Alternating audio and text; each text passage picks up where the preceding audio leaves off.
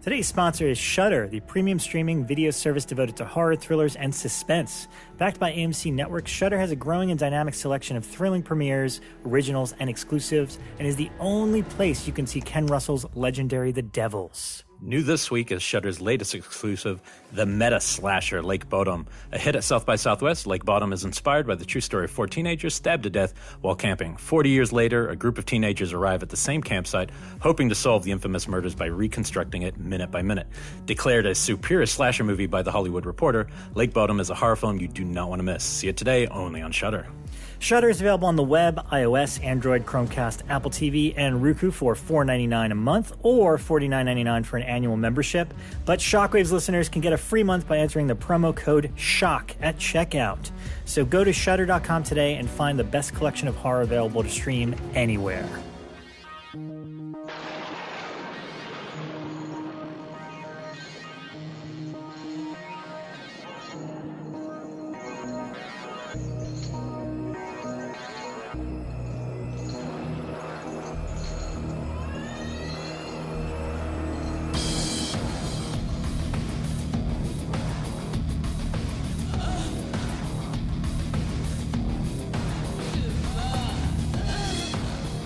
Okay, and welcome to episode number 52 of Shockwaves. I'm one of your hosts, Rob Galluzzo. Joining me today with a Corona in his hand.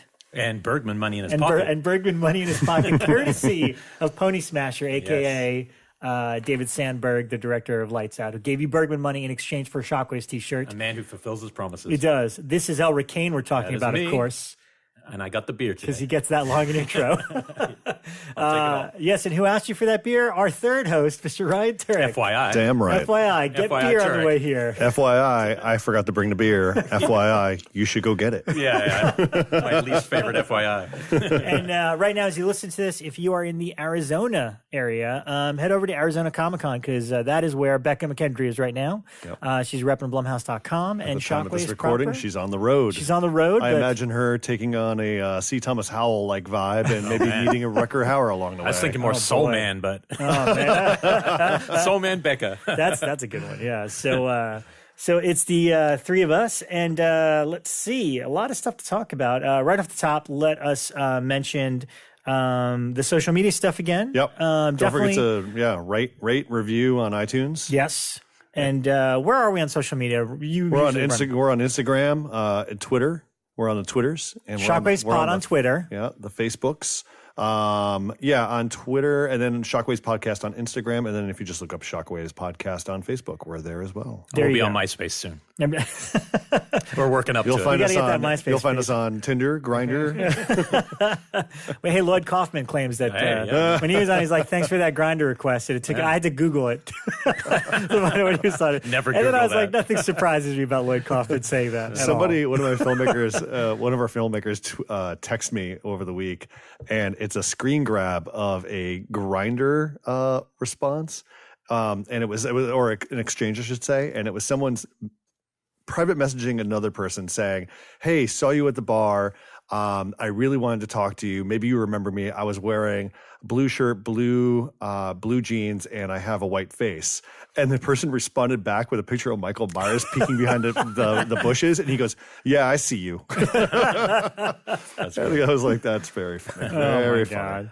That's pretty funny. Well, we have a lot of things to report on. There's movies, there's television, there's things that we've all seen, but so much. First and foremost, tremendous response to last week's episode with Synapse Films and having Don May Jr. on there. And you know what? It's great because Elric and I were talking right before we came on. It's always great when somebody from one of these companies comes on and we get to know them a little bit. And I feel like now people know Don and understand the lengths that they go to with their releases, and maybe will be a little more forgiving. Clarify what these people do. Exactly. Between that and Twilight Time, where I think there's a lot of perception issues because everyone wants something now. So. Yes, and now we know the reason why, and this is a good starting point because Don invited Elric and I on last Friday to pop over to the studio where they're color correcting Suspiria.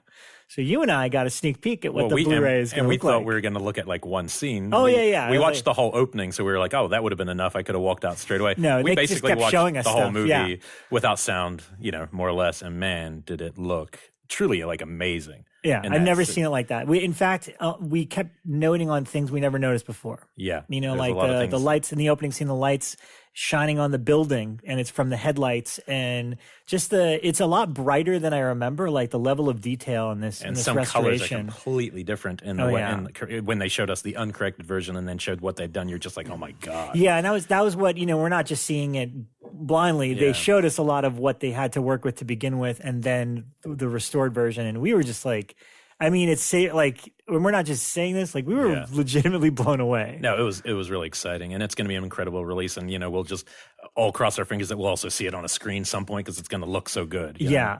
I think if they were to create a DCP of it, I hope they use this as the source because it was just terrific. The one thing I'll say, Ryan, and he posted it on, I think Don May posted it on his Instagram, the one and only spot that he's actually on. Yeah. On social media, but he showed us, because basically what they do a scan of the original negative and then they clean that up. So even before there's color, whatever picture information is on the original negative, you could see it. So he showed us one scene. Well, he showed it to us corrected first, which was I forget the character's name, but it's one of the character. She's walking through the best through, friend character who's kind of investigating things. Yeah, and she's walking through the hall, and then you just see these glowing yellow eyes in the background, and you're like, oh, that looks great. And he's like, all right, let me show you the scan. So with the scan, you totally see a dude all in black with like a ski mask on and like eye lenses on. Like you could just see him standing there. And yet, and we were like, you know what? That's kind of scary too. Actually. Yeah, it kind of was, especially because he still attacks her. It's kind of, I know, unnerving. he's just like standing there in the background, like this dude in like a black suit. Yeah. I'm all for them leaving that in. Yeah, at least should be an extra feature. We said, you know, you should leave that as an Easter egg, like somewhere where somebody finds it. It was like, because now we're in Giallo territory. Like that's what that looked like. Do a little filter shift where it just keeps swiping left. Oh that would be cool. That's great. But yeah, you guys are in for quite a treat with that treat. one, and I think they still said they're aiming for later this year. He seemed very committed to it. Like, you know, it sounded to me it seemed like they were in the couple months. They were pretty close. Yeah, I think right now they're just waiting on the final sign off from Tivoli, and then also a sound mix. Yeah, and then they were good to go. So, and you know, they're usually pretty good about, like, once they finish these things, they announce it and it's out within the month or whatever. So look out for that. Let's see. Let's go movie wise, because we have all seen let's do the Alien Covenant. Alien Covenant. And I know everybody's been wanting to talk about this. So I've never seen such a, well, I have. I'm lying because it feels like every event horror film like this is divisive, no matter what. I know, but there's not much middle ground. Correct. But there isn't a lot of middle ground these days, and I think on a lot of movies that come out. But yeah, we all saw it. I saw it opening night with a packed house, and a very rowdy packed house. A lot of cheers and a lot of cringes and a lot of there was a little bit of applause at the end. So the Glendale Mall folks really liked it. All right. Well, where to begin? We can dive in with a little bit of a synopsis because the film picks up 10 years after Prometheus. Yeah. You've got a crew of the Covenant, a ship that is going to go and they're basically a colony of what the crew is woken up. There's like probably 10 people that got woken up, but the entire ship is filled with frozen colonists. Like 2,000 people. And they're going to go colonize a planet that they have already done all of their research on. They have scanned. They know exactly where the fuck they're going to plant their little home and live. And they know everything, but they get a message from another planet and they're going to go investigate, and due to a unforeseen circumstance, their ship is a little disabled, so they're like, well, maybe we should go to this planet and check it out. Crit-Up's impulsive. Yeah. The Crit-Up is just like, hey, this is good enough. This is it's habitable. Then we can go check it out. A lot of them are in fear to go back, and which understandably to go back in cryospace, because one of them dies horribly because of it, and it's kind of like, I'm not really too anxious to jump back. It's a throwaway character, no big actor in that role, so it was fine. No big deal. So they go to this planet, and then next thing you know, they all split up. They're fucking stomping around on things that they shouldn't be stomping around on. And sure enough, someone gets infected, and then you've got aliens a-popping. And there's some familiar characters who pop up throughout this story. And yeah, guys, I mean, like, I don't want to go too far into spoilers, but I think that's good on the story. That's a good tee up. Yeah. Yeah, the story. You know what? I as soon as it was over, Like there were moments that I liked a lot, like because the problem with this is like everybody was like going nuts like with the trailers. I never had that reaction at all. What do you mean? Because like everyone's like, oh my God, look at how great like Ridley's finally giving us the movie that Prometheus should have been. And you know what? I like Prometheus. I mean, yeah, it has its logic issues. And the first time I saw it, I had a little bit of trouble with it, but that's the case of any known property. Anytime you watch a sequel or a remake or whatever it is, you have this expectation. So the first viewing is always very skewed. Yeah. But then when I watched it on home video, I was kind of like, this is a totally fine science fiction movie. Mm-hmm. So when I go into when I saw the trailers for the new Alien Covenant, like everyone's like, oh my God, this is going to be so amazing. And I'm like, really? Because I see nothing new in these trailers, like at all. Like I wasn't excited. So I went in with a very low bar and it wouldn't take much to exceed that bar. And at the end of it, there's a few new moments and things here, but basically I turned to the friend that I was with and I was like, it's fine. Yeah. It's just fine. I think I text you. But it's unnecessary. Yeah. Like they're like, it's fine that it exists. But here's my argument. Yeah. Alien is one of the greatest films of all time, science fiction, horror, otherwise. Aliens is one of the greatest sequels of all time. Mm-hmm. You can't do better than those two. Right. No matter what you try, nothing will compare to those two movies. It's the same thing with freaking Terminator. Right. Terminator 1 and 2, stop. But I don't think that's what we're looking for. I mean, I agree with you. It's funny because we just talked about how there's no middle ground, and I think all three of us are probably falling somewhere in the middle ground because I definitely didn't hate it. You know, I see why someone would hate this movie. I definitely didn't hate it, but I also can't really see how somebody would love this movie. And the reason I can't see that is because the character work is abysmal, like truly, truly ridiculously, and not David, obviously, and not certain characters. Yeah, I mean, Fassbender was amazing. Yeah, Fassbender plays two roles, so you guys know. But and this isn't about the actors, so this is definitely not putting, because they're all good actors.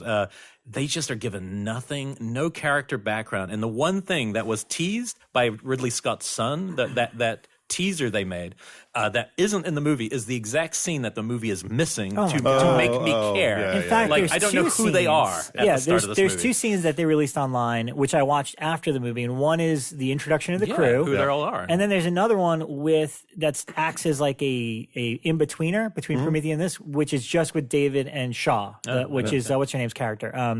Naomi Rapace. There is no reason that those two scenes shouldn't be like in the opening of this movie. Especially the one that gets to know them, because you don't know who these people are. And the biggest cardinal sin is when certain people die, and we're dealing with, these are all meant to be married couples, which they hardly go into in this version.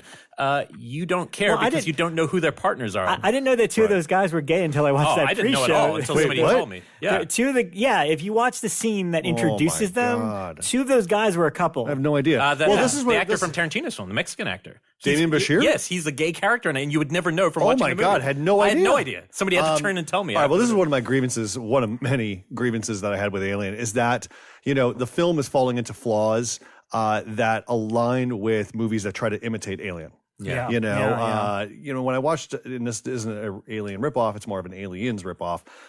When I watched Paul Anderson's Resident Evil, there's a moment in which Alice is walking down a dark corridor, and all these soldiers compiling into the room, and they corner her, they're questioning her, but you've got all of this cannon fodder. You got all these people, and not once do you ever get to meet them one-on-one until the zombie starts eating somebody. You go, wait a minute, who the fuck was that guy behind the guy? And Alien Covenant fell right in line with this. Oh, yeah. There were a number of characters that I saw, and I was like, I have no idea who that person is. This person didn't. Yeah, exactly. And I actually thought one character had gotten killed, but then she showed up 5 minutes later, and I was like, hold on a second, which was also a problem with the coverage and the direction it really brought to the table. Now, mind you, every Ridley Scott film is going to look beautiful. Every movie is going to look beautiful. I don't want to hear, but the movie looks great. It's going to look great. Yeah. We know that. But this is a gothic movie, which is kind of cool on that, like everything shot, especially once they get to where they're going. I felt like Prometheus was a little bit more gothic. And I think Prometheus looked better than this film did. No, it did. But this one looks more like the Dark Manor or something. Sure. Somebody was comparing it to Dante's Inferno. Dante's Inferno, I think a little bit of Mary Shelley's Frankenstein comes into play. God complex stuff. Yeah, and that stuff is really fascinating. The thing is these movies, these prequels are being looked at from a 30,000 foot view as opposed to a down on the ground, what kind of story do we need to tell? So with Prometheus, you've got a very sloppy story that sets up this kind of backdoor universe to Alien. Mm-hmm. And then you've got the next chapter, and you're left with the feeling of, what the fuck was that? Like, what was the point of that story? And the point of the story is it ties into another story that's going to come up like in 2 or 3 years. And that's not the way to make movies. Well, that's what I'm getting Somebody, at. Yeah. I think Vice put out an article today, and I don't always read their stuff on film, but this was dead on. It said, right now Hollywood is spending so much time world building, they're forgetting about delivering stories with character and story. Yeah, why do you want to be in that world? The story of this movie is literally a bunch of people walk around and bad things happen. And the character stuff is so short. And the main, I won't say who it is, just so you keep that in suspense, but there is obviously a Ripley-type character. Unlike Ripley, who earns every beat. I mean, is she but they're letting her be, is what I'm saying. But she doesn't earn anything she does. She doesn't show. I don't know what her skill set is based on. She just suddenly has skills, and there's just that kind of storytelling really bums me out because they spend so much time with Fassbender's character giving you kind of some cool things. I feel like the actual crew and even what's his name, who's writing Halloween, Danny McBride, who does nothing wrong in this movie. Like I feel like as an actor, he just showed up and did totally solid work, but I feel like they could have still given him more to do. To make, because he's fun because he's Tennessee, but they don't give you that like special, like even Harry Dean Stanton has special moments in Alien, and he's a side character. Every single person that cast, you remember every character from Aliens, totally, like no matter how long they're in the movie or not. I don't remember the name of anyone except Tennessee. Yeah, and listen, I mean, Amy Seimetz is good too. But I was going to say that is, like you're holding that up. You're holding Alien up as a very distinct watermark in terms of how to build character and how to give distinctive characters. So, when you go into one of these films, you're looking at that. You'll never be able to hit that peak. You'll never be able to, because if you're consciously trying to do that, you're just going to be called out for going, oh, that's the moment when Yaphet Kotto was like, where's our raise? Right. I'm not looking for that, but they can make better characters. They can make better characters. Absolutely. I completely agree. And then the other thing is, purely the alien stuff. Yeah. I thought again, it was like all half baked. It felt more like a monster movie than Alien. It feels like it breaks the rules. And again, you're trying to judge it on its own merit, but it breaks the rules established by the franchise already. And that was really frustrating. Like the first major sequence, and I want to talk about the positive as well. But I rather liked one guy gets infected by something and it basically comes out of his back. Yeah. And there's this whole like pandemonium that breaks out around this event. And that sequence was a good, scary, cool adrenaline burst. Yes, except it was diffused by the fact that two people walked into a room and slipped in fucking blood. Give me a fucking break. And also, I guess, and this is something that I really think is a big deal, is like this reliance on CG created monsters, like the little ones, I don't especially. care what anyone says. Are terrible. Ridley Scott did an interview. It's all CG. Yeah, there may have been somebody on set, but they covered him in CG. Do you remember when that thing came out? I mean, and look, I understand your point that we can't hold it up to the bar of the first, but they're also asking for that by making sequels to it, right? Yeah, absolutely. But the thing, the chest burster in the first one is so organic looking and real, and the way it's covered in blood, the way it looks up at them and screams. There's something so amazing about that. I feel like why would you even deviate from that creation? Of course. Such good. And in this one, they just that's the worst. The bigger aliens in this movie didn't bother me as much, and they're interesting. They look more like a monster movie, like actually more Lovecraftian than a alien movie. But I did think the little ones really bothered me because they were too developed or something. Well, and it just had this been a sequel that takes place after the other four, maybe I would have bought it more. I think the problem is by saying this is before the ones you already know and love and breaking the rules. And the honest truth, I mean, most people. The things that I wish there were more on in this movie were the Prometheus threads. Right. Like I just kind of liked that, and I wanted to see more of that world and what they set up in the last movie. And instead, it's like, you know what? We're just going to rush straight to Alien. And I don't understand how you go from the Prometheus gods to kind of a clear-looking creature straight to Alien that we know and love from the movie. It just feels like kind of a rush, and it's like, why is that in the movie at all? Like, I don't know. I feel like a lot of it is maybe a filmmaker that took to heart a lot of the criticisms of the last movie and tried to course correct, but in doing so, it's now a compromised version of his vision, because people obviously been writing all these these essays on it and literally taking quotes from interviews he gave immediately following Prometheus and showing how he deviated from what he planned this movie to be. Like he explained what the sequel would be, and most of that's in this movie, and then there's stuff that completely is not at all, and instead it becomes just a generic alien movie. So I don't know. There's things about it that are cool, and I guess if you've never seen, I mean, if you're new to the alien world or you love the Alien versus Predator movies, maybe this is for you. No. I think that the Alien Covenant, Prometheus are, I think it's a little bit too intelligent for the Alien versus Predator crowd. I mean, those movies just service, the kind of creature feature bullshit, really sloppy everything. There's a lot of thought being put into this. That's sometimes too much. It feels like like certain ideas are being teed up and then not delivered. It's not. I disagree. It's not too much. It's just it's the delivery. It's the delivery system, which is. But by too much, I mean too many. Like if you tee up a bunch of really big ideas, but you only deliver on a couple and then leave a couple hanging, it bothers me because there's a lot of smart things. They make it a point, and this frustrated me because it was a great character point that they didn't do anything with. But they make it a point to show that Billy Crudup's character is the only one that's based in faith. He's the only one that's religious in his faith. Undercooked, And there's no reason for that. And it was like that would have challenging the faith. There is a payoff. There's a weak payoff line that he issues, but it's not. And there's something that happens to him, but it's not delivered right. I think, Ridley's filled with ideas, and I think a lot of people are kind of going. There's friction with what the fans want and what Ridley wants to tell. And I honestly don't know what the fans want either. I wanted to go in and I just want a good story. Yeah. And if the alien's there, great. Yeah. All of the Fassbender stuff I thought was really, really good.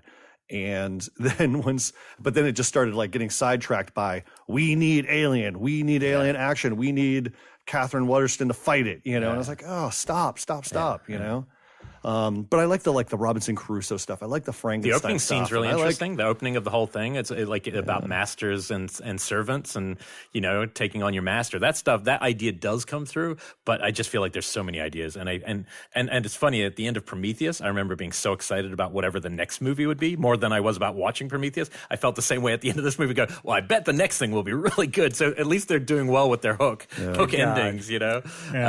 But, look, it's definitely one I didn't regret. There's been a couple movies this year I saw in theaters I didn't need to see in the theater. I actually am glad I saw this in theaters. Me too. And I genuinely enjoyed it. I felt the first 30 or so minutes were incredibly boring.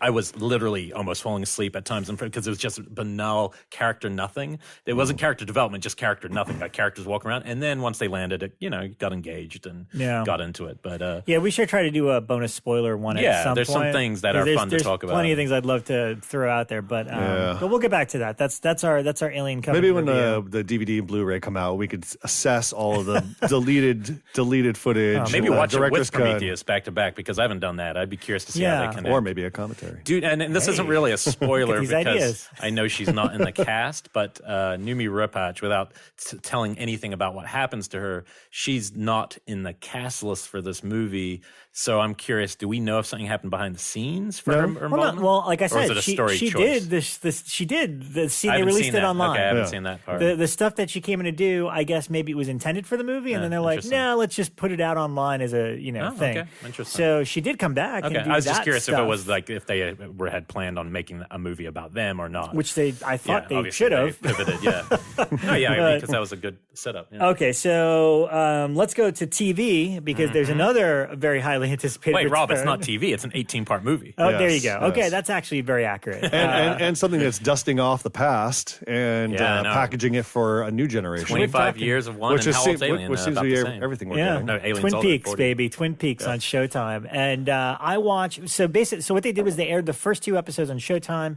and you could immediately get the first 2 on their app, as well as episodes 3 and 4. Yeah. And the way it is they showed the first 2 this week. Next week, they will air the next 2, 3 and 4. And then from there, subsequent weeks will only be 1 episode leading up until, I guess, September or so, when it'll culminate with, their 18 episodes or 18 hours, however they're investigating it. I watched it with a group of people, Andrew Cash and Joe Madry and some friends, because I feel like, I think a lot of people wanted to have their little Twin Peaks party.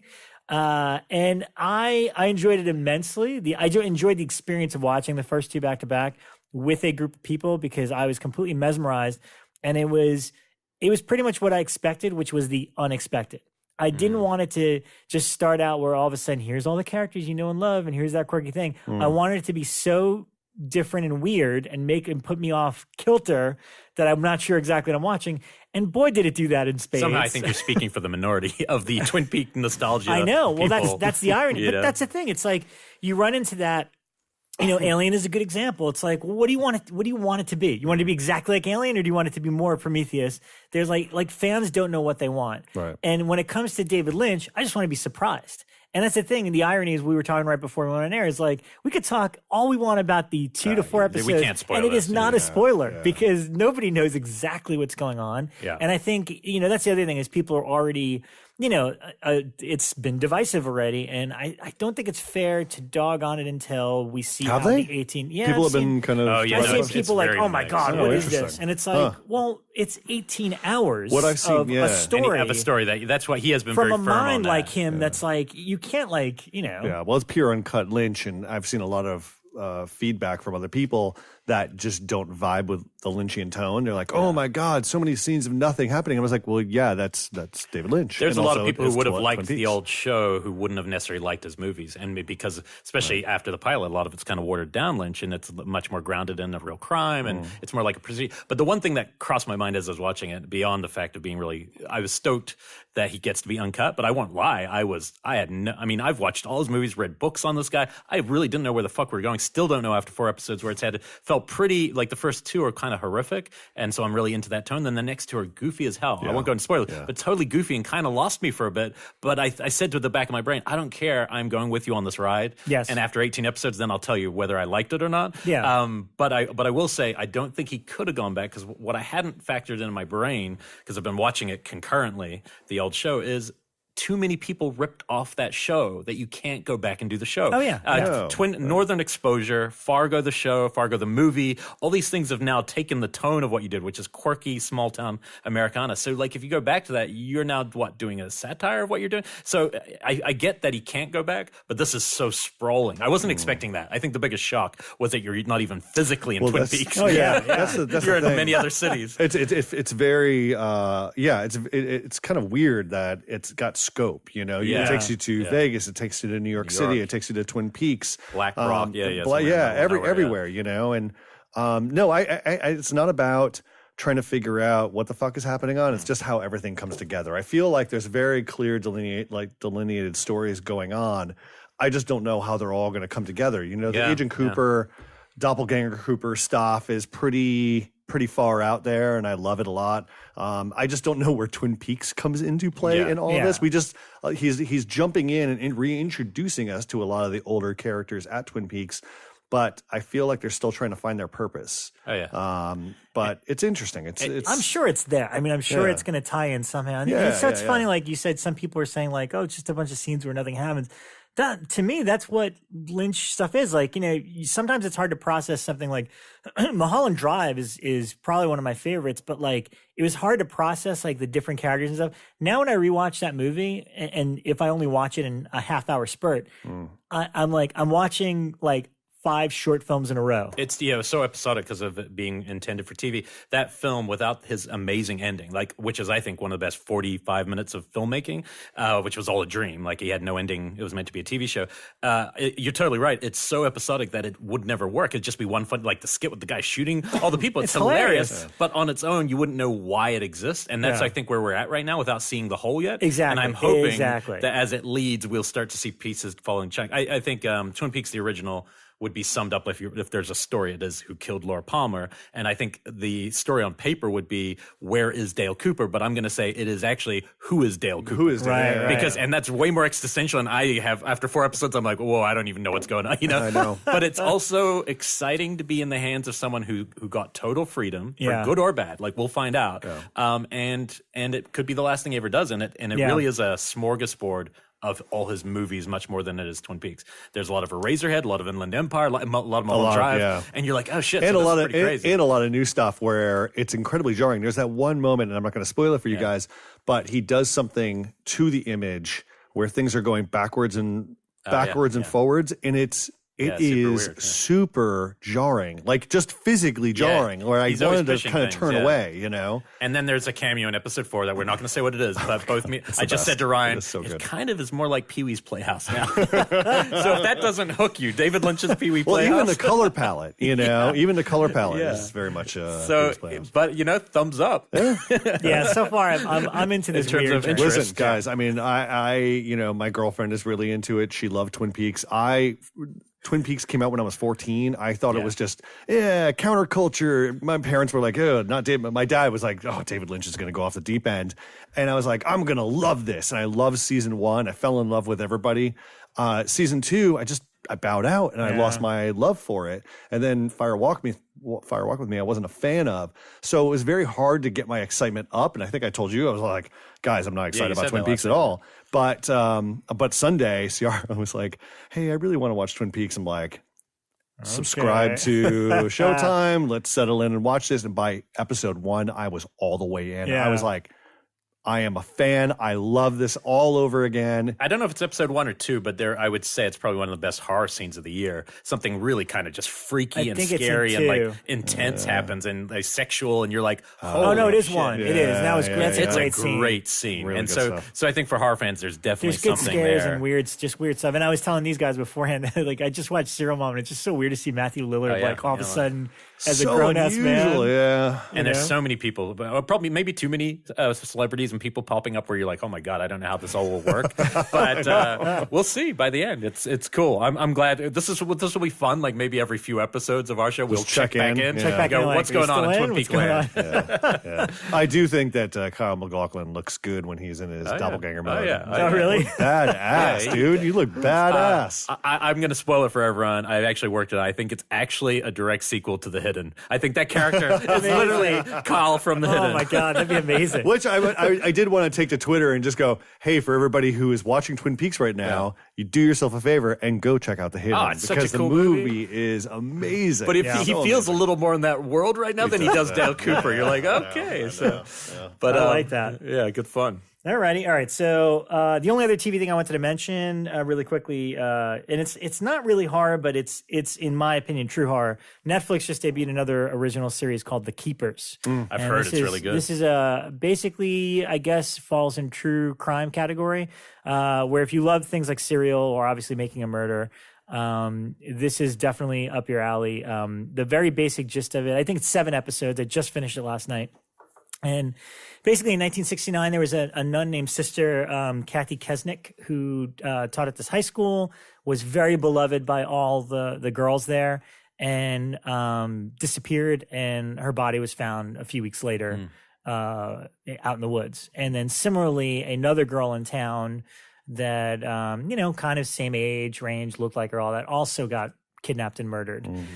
So it starts with her still unsolved murder. And basically, there's 2 retired grandmothers who were seniors at the school at the time, and they loved her. Like everybody, she was very well loved.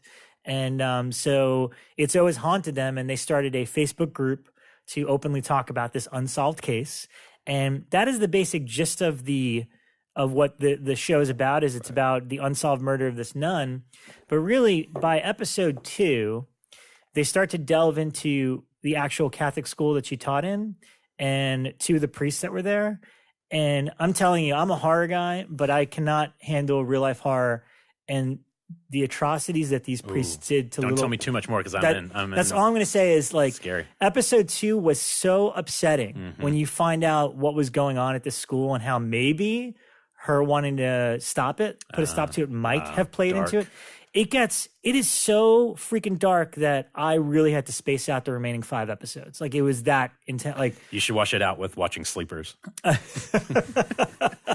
All the Kevin Bacon abuse you can handle. Oh my God. But it's riveting. It's riveting. It's shocking. It's sad. It's infuriating, but it's just great documentary. So it's 7-part filmmaking. It's 7 episodes.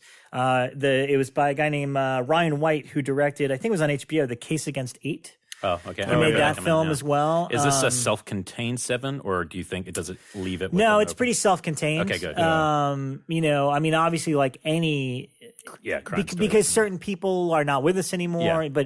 But they paint as much of a picture as humanly possible, and really, I've said like Ted Bundy to me is like pure evil of the serial killers.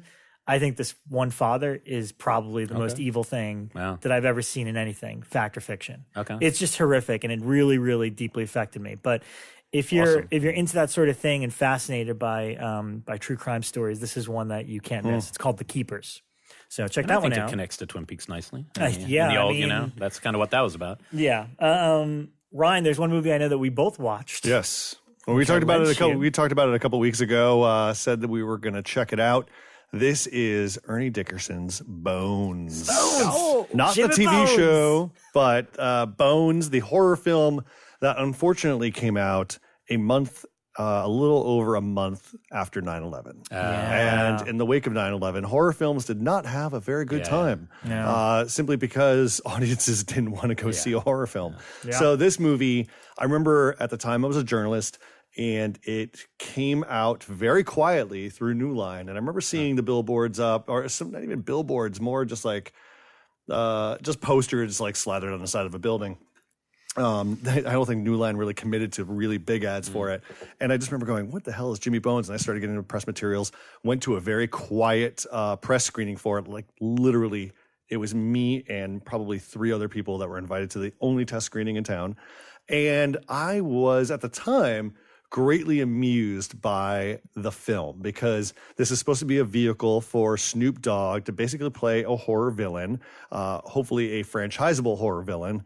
And it was a movie that I embraced. I bought the DVD at the time, and I had not actually seen it since then. Yeah. And Rob came in and brought me Bones on DVD, and I was like, oh, that's a good Sunday morning movie. So I sat down and watched it, and I am still like pro Bones. I think pro Bonezos. The film is surprisingly more complex than maybe it needs to be. Yeah. Because it's about it's set in, it's contemporary. It's a contemporary story, but it bounces back to the late 70s, in which we're introduced to Jimmy Bones, who is basically the godfather of this kind of inner city neighborhood. He monitors everything that's going on. He's a man of the people. He checks in on families. He's giving bread to the old lady down the street. He's playing with the kids. But the second, some of his buddies and a corrupt cop try to bring drugs into the neighborhood, he's like, nah, man. No, crack is whack kind of thing. Hold on one second right there. Like, the irony that this, what is he, because I watched it, Josh Miller from Friday Night Friends, and I had to turn and was like, wait, so Snoop Dogg deals in lotto tickets? And now they're coming to him? Yes.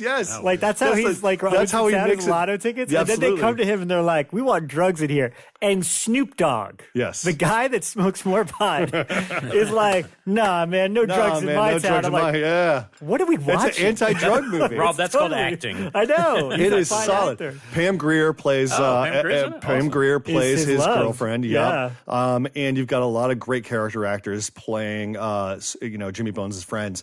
And then Jimmy Bones is double crossed, man. He's killed, unrightly so. Yeah. And cut to modern day story of these kids who purchase a building in this old neighborhood that Jimmy Bones used to run in, and it was his old building. And basically, these kids just want to like throw a big party. They're like DJs or something. They run a business where they're going to throw these like raves. Yeah. And it turns out our protagonists are connected. Their father was connected to Jimmy Bones, and he was one of the guys that double crossed Jimmy. Yeah. So inevitably, Nightmare on Bone Street. Yeah, Nightmare on Bone Street. Look, I don't know if you watched the special features, but literally, this was directed by Ernest Dickerson, who can do no wrong. Who can do no wrong. He's Spike Lee's DP on things like Do the Right Thing. Best Walking Dead. Does a ton of Walking Dead. It was co-written by Adam Simon, who is the creator and showrunner of Salem, and he was on Killer POV 113. One of the best episodes. One of the best episodes we ever did. And we talk a little bit about Bones in that episode because he did write it. But in the features, I can't remember if it was Adam or if it was Ernest, but basically they're like, Snoop Dogg walked in. They're like, what do you want to do? You want to do a movie? And he's like, I just want to be Freddy Krueger. So they're like, they made a horror movie where they make him Freddy Krueger. And there's so much Nightmare on Elm Street in this movie. Oh, there is. Well, you can see it shoehorned in there. His resurrection, the Wall of Souls, all the imagery is totally it. Yeah. But it's fun. And you know what else? It's like, I forgot Kathleen Isabel is the sister. Catherine Isabel. Yeah. And she looks like she hasn't aged at all from then to now. No. One of the things I do appreciate, because I remember we were texting back and forth, and I do enjoy the 70s scenes a lot. I just did a double bill of Foxy Brown and Coffee. And in modern day, Pam Grier has like dreads and stuff. But when they cut to the 70s version of Pam Grier, she looks exactly like she did in those exactly movies. the same. They give her the fro and the same like outfit and stuff. It looks like, dude, literally she looks like she time traveled. Yeah. Because she looks amazing. She transforms in such a way because they put this kind of big sweater on her. Pam Grier in the contemporary story, she's basically like a mystic. She's like a palm reader, you know. And they cut back to her and she's got this afro and you go, "Oh my God, you transformed. You like literally 25 to 30 years have been shed from you." And like Rob, the 70s stuff is the best stuff. Okay. It plays it's pretty good. really, really well. Snoop is incredibly charismatic. Everybody, you know, just seeing him kind of roll through town and deal with these guys who are trying to encroach on his territory, you're like, get him, Snoop. Get him. I got to watch it because it actually really does. I avoided it when it came out because it just looked like something I didn't need to see. Well, that's the problem. But now I want to see it. Yeah. And Ernie brings this kind of like blaxploitation aesthetic to it. Yeah. The blood looks a certain way. Yeah, it was like very hammer blood, like Very super hammer, bright red, as opposed to like what you would see from those types of movies. Yeah. The downfall is and I agree with you on this. There's a third act that doesn't work because it's all those Freddy Krueger elements that come into play. You know, they kind of seed Bones' abilities, which are still murky to me. Because there's this dog that oversees the property, and the dog is not Bones, but more of a familiar hellhound thing, and the dog has its own abilities, and then Jimmy Bones' ghost is able to do things like Bianca Lawson, who's in the film, she starts to have these kind of very vivid dreams of her writhing in bed and blood is filling up the bed. It's very sexy. Yeah, it's a great very sequence. sexy. Yeah. And you know, the wall of souls and all this stuff comes into play. And as a ghost, Bones is already a pretty formidable figure, and then he's resurrected, and he seems to be unstoppable and unbound to the house. But the mythology is super murky. Some bad prosthetics come into play. Oh boy. And the CGI is a little not up to early snuff. days of You CGI. had me. No. Losing me. It's worth good. it. It's worth it. Yeah, it's worth it. Yeah. It's just the ending is not very satisfying. No. It's very like, huh? Yeah. Was it set up to be a franchise, you think? At the time? They were trying. Did it end in that way? Like it feels like they could keep this? Okay. Yeah. The only other thing I'll say is because then there's also been, I mean, it's kind of funny throughout, but there's a bit of a tonal shift for that third act. And the only thing I'll say is Talking Heads. Talking Heads, man. I know. That's quite, that cracks me up. It's pretty good stuff. Yeah. All right. So I'll lend it to you. Yeah. Yeah, I'm curious. Yeah. What else did you guys see? I saw a film called Lake Bodom, which is a superior slasher movie by The Hollywood Reporter. Using my sponsor. I didn't actually know they were our sponsor today, so this is just random. It came up on Shudder just a couple days ago. I was looking for something to watch last night, and when I quickly Rotten Tomatoed it, it was just incredibly well reviewed. It was all like 90-something%. And I was like, what? A little Finnish slasher film? And this one's a really tough one to talk about without spoilers. It's basically impossible to probably hook you without spoilers. But it basically looks like kind of a big budget American teen slasher film. It's shot beautifully. It's definitely the highlight of the film is the way it looks. It looks gorgeous until they started speaking. I just thought it was going to be a big American movie, and then suddenly the subtitles came up. I was like, oh, that guy looks like an American high school student. So it's two guys. It was a fun surprise. So the basic gist is there'd been some elaborate murders of a group of campers at this Lake Bodom, and these two guys want to take out these two girls to go out there to go camping, and then try to kind of go through it beat by beat what happened to see if it would have been possible, how they would have sedated the people and stuff. And it's pretty light on that. Like you're watching the setup going, that's pretty strange reason to go camping. So at that part of the story, I'm a little, 1 foot out. It has some interesting, if you've watched 13 Reasons Why or any of these kind of teen panic kind of shows that's really popular right now. It has a little bit of that about something bad has happened to the main female in the past. You don't fully know what it is, but they're implementing. It's about photos being taken of her that have kind of ruined her reputation, etc. So there's some interesting teen angles to it that I thought were pretty well done. And I definitely won't get into it does twist. So there's some big twists and turns. The setup is totally generic, and then you go, okay, it's this. to call it all the way meta is maybe a little more than I think the film really goes. I must say I thought it was actually pretty fun and pretty cool. It's not. I don't think I'm the target. I think there are certain horror fans that this is exactly the kind of horror film they'll be excited to discover because it hits a lot of familiar stuff, but it gives you a couple fresh turns. I feel like for me, it didn't kind of same criticisms of Alien Covenant where you set up a few different ideas, but the ones that I liked of your ideas, you didn't keep going with. Yes. You went with the ones that were easier. Exactly. Me, you know? Yeah, no, I saw the film a little bit, I think late last year, and I completely agree with you. I thought it was really slickly done. A little bit of overuse of the drone establishing shots. It was like, guys, come on, we get it. You got a drone. But once it started getting into really interesting territory, the movie just ended. And I was like, that's not the third act I wanted to see as the whole thing. Yeah. It takes you to kind of more, mythology building towards the end, and then it ends. And so, but I definitely would give this one a thumbs up, as in like check it out, because go on Shudder. I love that Shudder's doing these kind of things, like getting original stuff, and it's helping me cut through the stuff I can't figure out what to watch with new movies. Like if this movie had been on Netflix, I guarantee you I wouldn't have watched it because of the poster, the title, the setup. I would have been like, oh yeah, it's just another same as everything else. But by Shudder doing an exclusive, you suddenly go, okay, I trust their taste, Yeah. And so, that's one, to me, I think, cool thing about what they're doing. And so I think you definitely, I'd be curious to hear your thoughts. I don't think they'll be wildly different from ours, but I do think you'll like it. Yeah, I'm going to try to check it out before next week. Yeah. But anyway, it's always cool to see, any new slasher film. It's always kind of fun to see what people are going to try to do with it. Yeah. All righty. Ryan, anything else for you? Yeah, I purchased My Demon Lover from 1987 at Texas Frightmare. This was a film that, for some strange reason, my parents had me avoid like the plague, and I have never, ever seen it. And I saw it for $5 in a bin, so I was like, I'll pick that up on VHS. What was it? Oh, VHS, yeah. It's not available on DVD or Blu-ray, I don't believe, and for good reason. Come on, this was Scott Valentine. This is a New Line release. And the poster I'm going to read to you because it's Scott Valentine on the poster, and it says, "She was a dream come true. He was a good reason not to go to sleep." Now, why would they mention sleep in something that has nothing to do with sleep or nightmares? The film is basically about a woman who is having bad guy luck in a big city. And no matter who she winds up meeting, the guy's a weirdo or a dirtbag. And one day she meets this homeless street musician who basically plays the saxophone. Go back to magician. I like that story. Musician who plays the saxophone on a subway, and it turns out he's a demon. Oh. And you know what happens?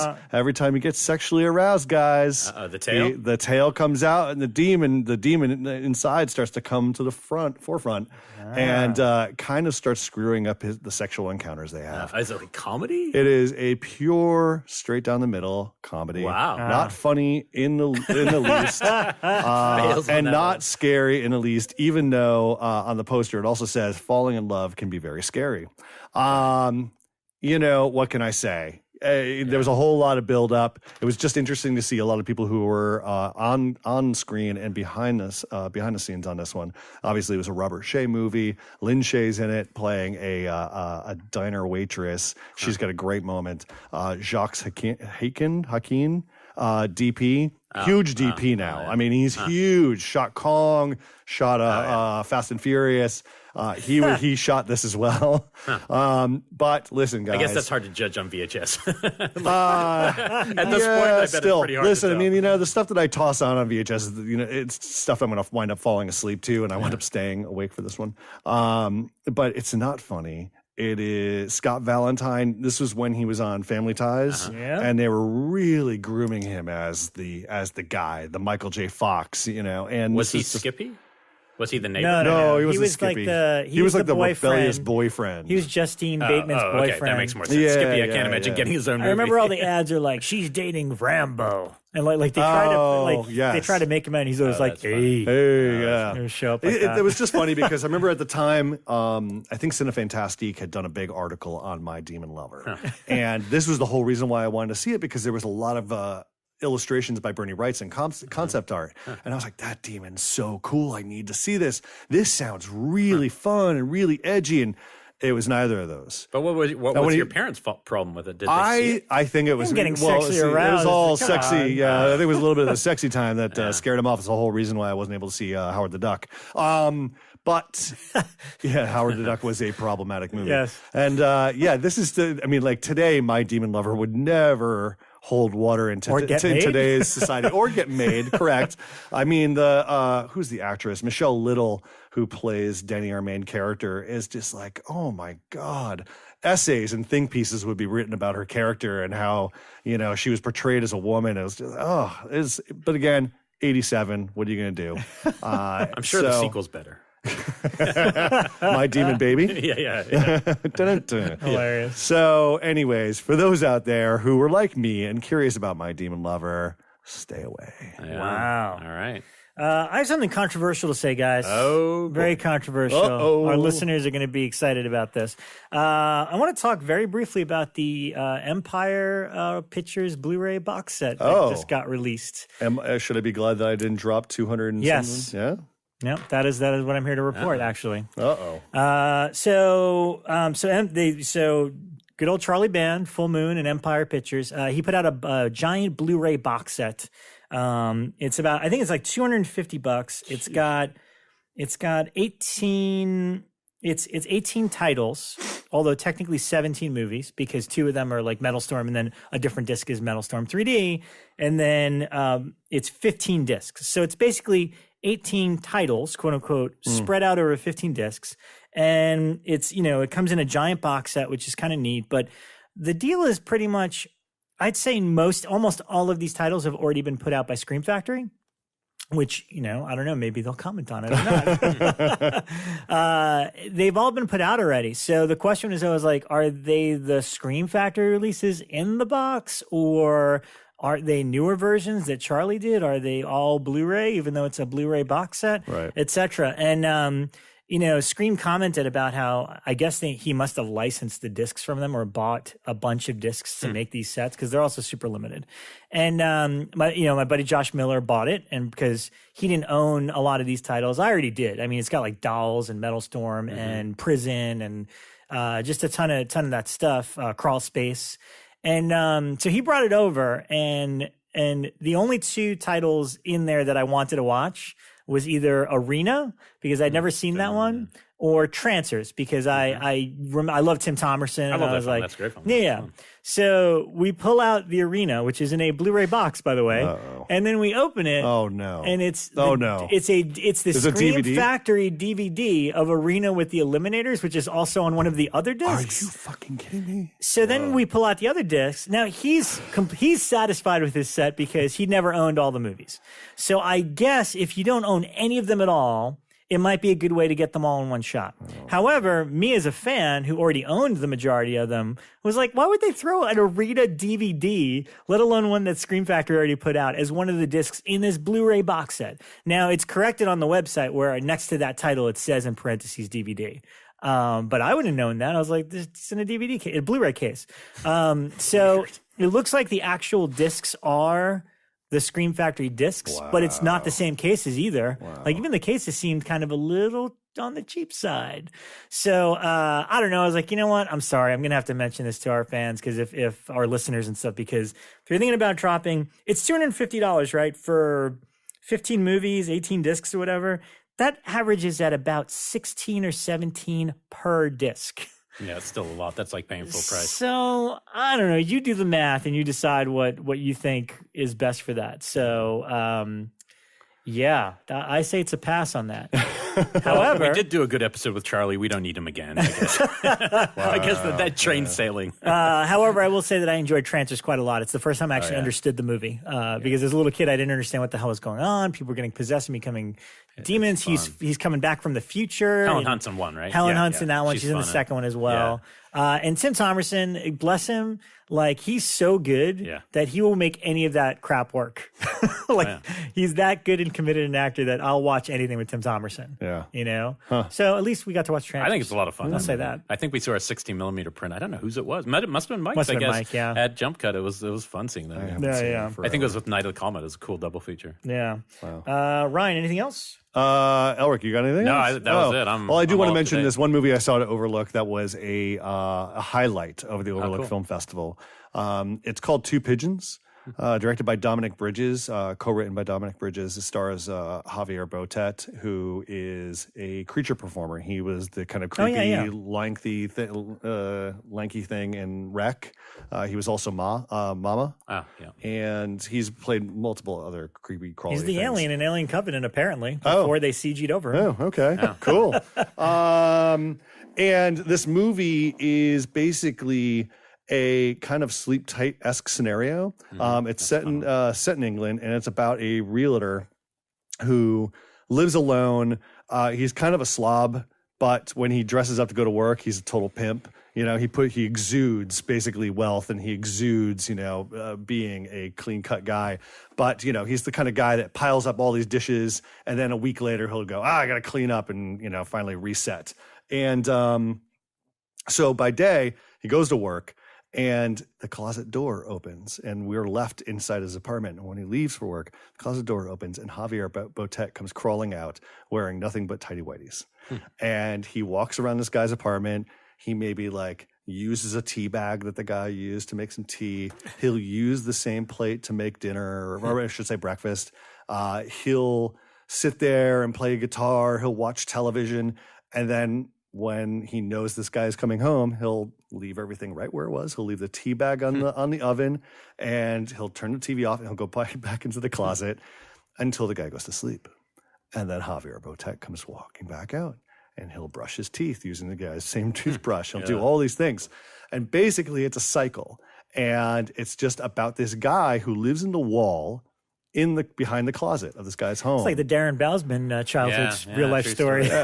And you don't know why, but things escalate when the realtor's girlfriend, who you presume is she lives out of town or something like that, and she's visiting her boyfriend, and things escalate from there. And Javier Botet's character starts to really, really manipulate and fuck with this guy's life. Yeah, cool. And insert himself in ways that it creates a rift between boyfriend and girlfriend. And he is just, you get a sense that he is just out to ruin this guy's life for a very specific reason. And you find out. And I think that I kind of went in cold. I went to go check it out with Judson Scott from Atomic Monster, and we didn't know what to expect. We were just like, okay, Two Pigeons. It's a very random title for a horror film. And then Landon Zackheim, who is one of the programmers and founders of Overlook Film Festival, he's like, welcome to our gross out entry at Overlook. And I was like, I don't want to watch a Human Centipede movie again. This is very different. This is a little bit gross out, but it doesn't go to extremes like Human Centipede. And it goes into some uncomfortable places in which you want to kind of look away, but you're captivated by the performance of Javier Botet. And I'm blanking on the actor who plays the realtor, but you're just captivated by the dynamic and you're captivated by the cycle and what's going on. It's a little repetitive, but things do start to amplify and escalate in the second half. But it's a very, very interesting film, and I think everybody should check it out. And I've been remiss to mention it since Overlook, but it's called Two Pigeons? Two Pigeons, yeah. It's hitting my single white female buttons, because I'm a big fan of that. It sounds like you did the male version of that. It's very, very interesting, and I think XYZ Films is selling it, and I don't know when it's coming out, but I will let you know. That's cool. Yeah. All right, before we break, I just wanted to make mention, since this episode will air on Friday, the May 26th, both Severn Films is having a warehouse clearance sale on 12 of their titles, and simultaneously, the gang at Vinegar Syndrome is also doing a halfway to Black Friday sale, where it says here on their site it's 50% off pretty much everything.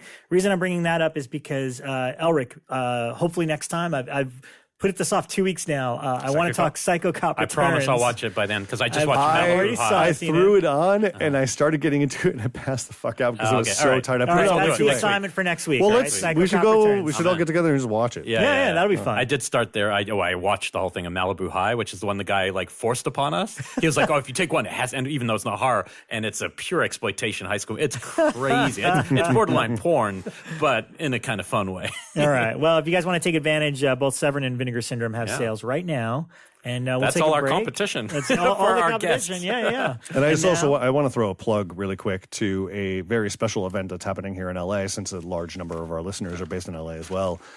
There is a musical coming up called Slashed. Slash the musical.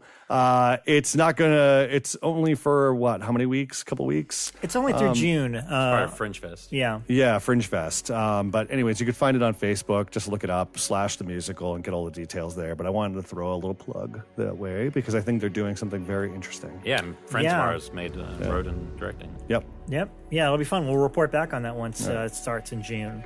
All right, we'll see you in a few. Today's sponsor is Shudder, the premium streaming video service devoted to horror, thrillers, and suspense.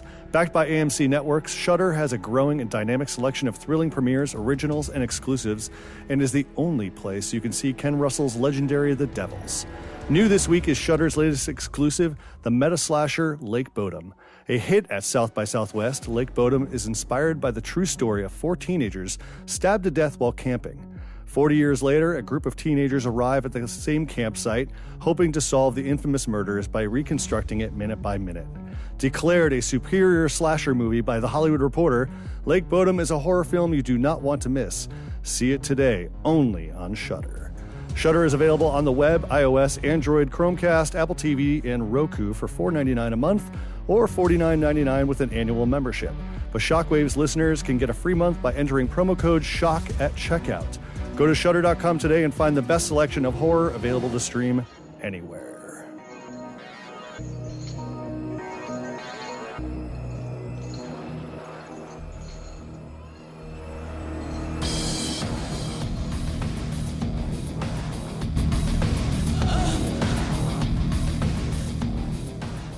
Nice. All right, I'm going to check that one out, man. But we like physical media, we like physical media rules. Streaming's fine and everything. But when you want the physical stuff. When you don't want to see the pinwheel of death during a film, which I do not get on Shudder, I am just saying. Okay.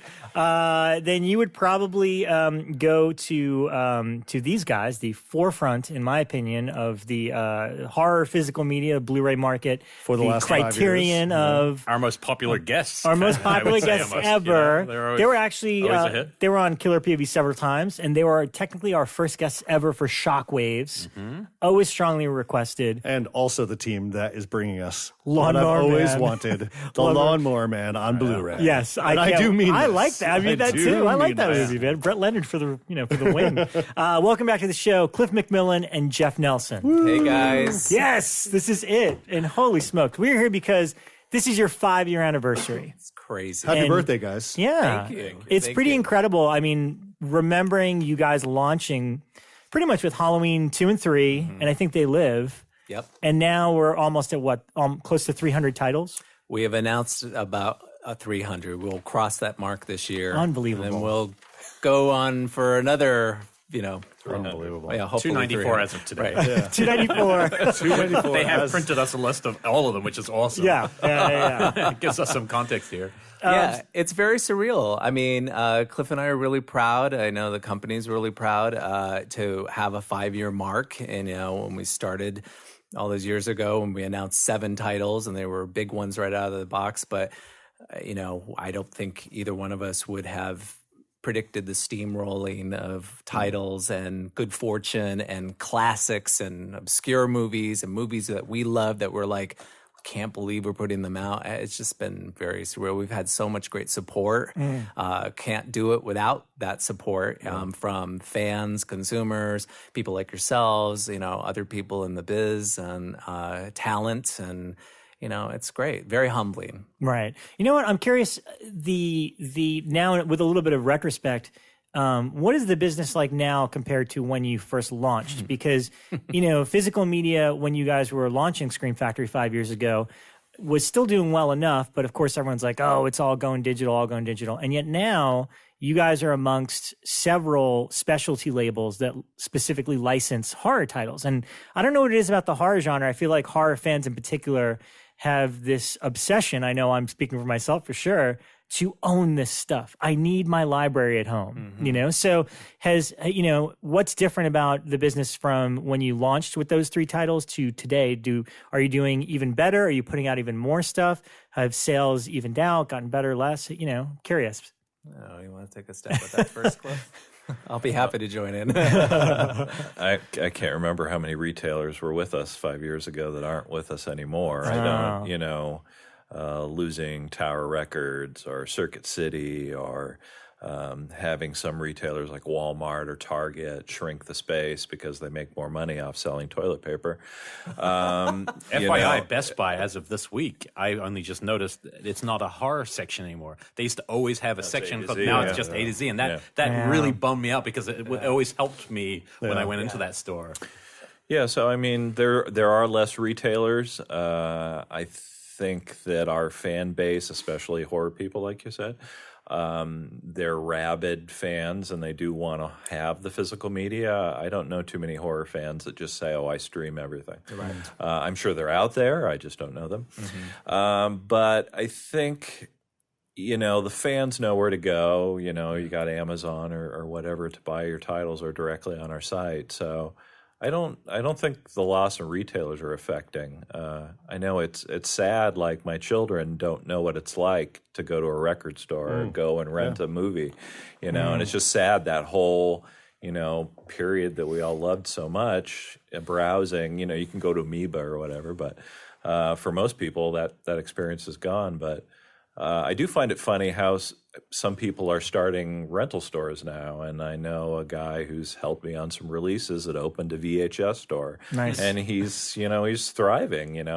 He's paying the bills and keeping the lights on. So, plus the irony is there's no competition anymore. So now I feel like it would be the ideal time to do a specialty rental store or something. It's the increase in vinyl. And records. There are more record manufacturing warehouses that are starting up again because they need to meet the demand of people buying records. Yeah. Have you noticed more of an increase in terms of sales directly via your website and things like Amazon because now those retailers are gone? Or yes, I mean, one of the great things about us is our e-commerce site has been really strong. We all, the collector's editions will often offer posters that you can only get through us, or last year with titles like Return of the Living Dead and Carrie and the Thing, we had deluxe offers where you get a specialty piece of art that was only at our store. So our own site has improved leaps and bounds. Our customer service has improved, our shipping has improved, the site experience has improved. That's good.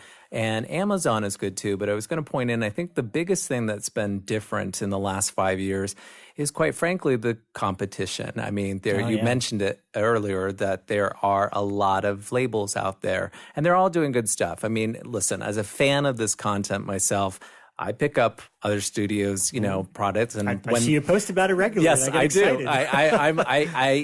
I I'm bummed when we can't get it, but if another company puts it out and they put it out in a great fashion, I'm cherishing it. However, though, that being said, I think it's easy for us in the biz sometimes to be like, well, we can get these titles, we can trade, we can buy them, or, difference. But a collector only does have a certain amount of money in their wallet to be spending on a month. And so when a particular month has 15 or 20 titles across the board, there is this process of selection. Well, this is a day one title. This one goes on sale. This one maybe I'll get later on sale. And so it does take away from, say, our sales on some levels. It depends on the title. Something like The Thing, I didn't have to worry about it. Do you have a specific title that came out in a saturated month, like where you could actually see it probably was hurt because of competition? Because, Elric likes to push a title every episode you're on. So what do you need to sell? Slumber Party 2. Sorry, guys. I'm still wearing that cross. We still need sales on that Slumber Party 2 and 3. I'm pushing. God, I can't think of anything right off the top of my head. I'm looking at my list of 300 here. I mean, something like, so here's a great example. Dreamscape came out in December, but we also had Black Christmas that month, and we also had The House That Screamed, and other companies have a lot of fourth quarter stuff. So maybe that's a title that gets a little lost in the shuffle a little bit. Yeah. Sometimes we do have films that happen to being that Squirm was like that. They're just, it's sometimes a little bit to do with timing. But, then later on, there's a resurgence or sales. We will often look at sales numbers, say, 3 years from when they first came out, and we'll say, this title like Death Valley ended up doing this much numbers when it was really slow out of the gate. Right. So Funhouse too. Yeah. Yeah. Started out slow. Yeah.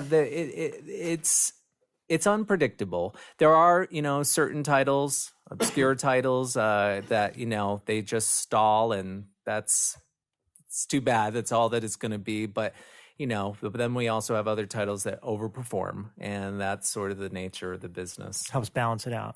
Yeah. How has fan outreach and your position in the public eye changed over the last 5 years? Because you guys had a table at Monsterpalooza this year, and you said it was very different for you guys. You did have a Shout Factory booth at Comic-Con in previous years, but this was purely Scream Factory. Yeah, well, I definitely pushed to have that this year because I've been wanting to do it for several years, because I think it's really important to be on the ground, grassroots, in front of our fans, face to face, and be able to talk to them. And Cliff and I were both there. We had a great time, had nothing but positive experience from Friday when we opened till Sunday when we left. We'd like to do it again. Hopefully we will be able to do it again this fall.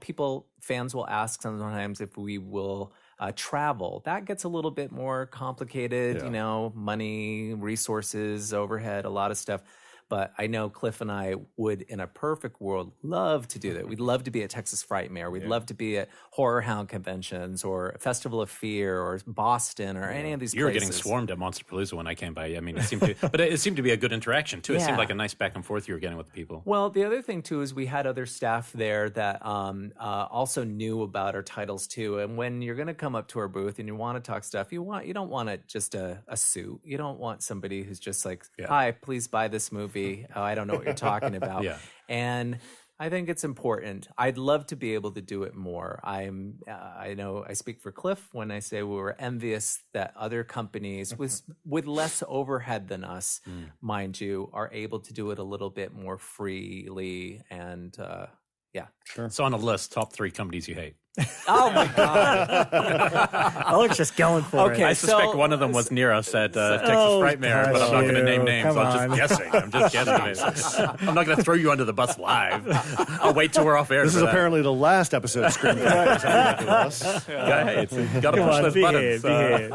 Well, you know what? Actually, I want to talk about several of the bigger titles that you guys came out with since the last time you were on, but. I mean, look, by the time this airs, this will all probably be spoiled already from our East Coast people. I know there's some things you'd like to announce and talk about exclusively here for the first time, new titles, some plans for the future. Can we get a little sample of what that will be? It's cutting right to it. It's like we're on a date and you're just like, baby, let's go. Don't bury the lead. This will be in the this will be on the message boards before it even airs. So. Well, that's actually true, because the thing is, it will. Our product pages will be up probably before this airs, and it will probably be already on Blu-ray.com. So we could release this a day early. I'm just throwing it out there. We'll be fair. We're going to try to do it simultaneously. No, we have, and we don't know. Neither Ryan nor Greg don't know. We wanted to wait for this for our genuine reactions. Okay, so we have 4 titles that are coming up in September, and they when I was looking at the list, each of them come from one from the 60s, 70s, 80s, and 90s. Oh, so starting in the 60s, we have this. What is this? Spanish or Italian? It's Quiet Place in the Country. Will be coming out on Blu-ray, and that's it's Franco Nero and Vanessa Redgrave. Very bizarre. Kind of film, but does have a cult following. So and the Becca title is from the 60s. Yep. Each one of us gets a title here, I'm thinking. The one from the 70s is going to surprise some people because it is a TV movie that we are, because we've had interesting history with TV movies. As you recall, we had a double feature back in the first year of TV terrors, and it was Initiation of Sarah and the Kathleen Beller one. I'm even forgetting right now. He Knows You're Alone or something like that. Are You in the House Alone? I should look up my list. That's how many titles we have. It didn't do very well, and since then we've had a couple of TV movies that were like Body Bags. That's John Carpenter, or Psycho 4. That's a part of a franchise. But this one from the 70s was from our MGM deal, and we saw it there, and and we're like, you know what? There are a lot of fans of The Spell, which was a Carrie ripoff. Oh, yeah. From I think Becca's talked about this one. Oh, it's a hoot. Helen Hunt, Lee Grant. From the writer Brian Taggart of V and Visiting Hours and other stuff. So that will be coming to Blu-ray as a new transfer, and so we're looking forward to that. That's I personally love it. Did that one come from like a personal place, or was that a fan? You've seen fans discuss that topic? Both. Okay, meaning, well, a little bit of like More personal. See, Cliff's outing me right here. I think the movie is a hoot, and it is one of those like fun TV movies. It's such a Carrie ripoff, but it was a part of our MGM deal, and sort of one of the as savvy fans know, we've kind of mined that catalog a lot. Yeah. So that was one of them there. I'm looking forward to. Yeah, cool. I just want to take a break between these announcements to read for you the Quiet Place in the Country synopsis, because I think a lot of people do not know. Yeah, I hadn't heard of this one. Yeah. Okay, a popular painter plagued by nightmares that he and his lover/sale agent are engaging in bizarre, ritualistic, sadistic sexual acts, seeks to escape the city and rent a house in the country. Nice. Sold. Yeah, I saw. Yeah, sounds like Dark Song with Franco Nero. Lover/sales agent. Yeah. Wow. All right, commence. So, going on into the 80s, we have a film that I actually personally have not seen, but I can't wait to because it looks fun. It's called After Midnight. Ooh. And, Yes. Let me see the poster. I'm pretty it's sure an anthology film, right? Yep. And it's written by the Wheat Brothers, who did Silent Scream, and Pitch Black. It's from 89. Yep. So After Midnight. And then in the 90s, this is more Cliff's pick, but it's a one that we're pretty excited about. It's Dan O'Bannon's The Resurrected. I'll be all over that. Yeah. There we go. Big one. And who put that? Was that? There was some sort of German of this because I've seen a copy and it was so much fun. Which I almost bought, but now I'm canceling that order. Of course. Don't buy it German. We will be. We can just acknowledge we'll be doing a new transfer of it. Cool. And a lot of the bonus features that are on there will be imported over. And it's not a collector's edition, but we're treating. The reason being is because it's sort of a relatively unknown film, but it's known in certain fashion, meaning you guys all had and for weird cuts, I believe it was known for like there being a bad cut and then Dan O'Bannon, or I don't know if it's even bad. It might be better than Dan O'Bannon's cut. I just know that was the controversy over it. Was there was a director's cut later, and then he passed away before he could. Yeah, it's a fun movie. It reminds me, I've always thought it would double or pair well with The Night Flyer. I felt like they had a similar tone and vibe to them as just kind of investigative reporter type vibe and very kind of almost 90s feel. Yeah. But the monsters in both movies are exceptional. The Resurrected monster is amazing. Yeah, Cliff's a big fan of that one. So he has The Resurrected. I got The Spell. Cool. And this will feature the multiple cuts or the director's cuts, or how does that work? I don't even know. It'll be the same theatrical cut. I mean, the studio that made the film is sold to MGM, so the assets aren't there anymore. Okay. But there will be deleted scenes and stuff that was cut out will be on the disc. We have new key art on that one because we didn't have usable assets to create. In fact, The Spell has the same thing. Sometimes, we don't have assets to create key art, and we're sort of put in that position to do it. We did that with Cherry Falls, and oddly enough, we had to do it with the car. That's weird. Yeah, that masterpiece. Somehow, I love the car. Somehow we could not use the poster of that. We were sort of scratching our heads on that. How did Cherry Falls sell?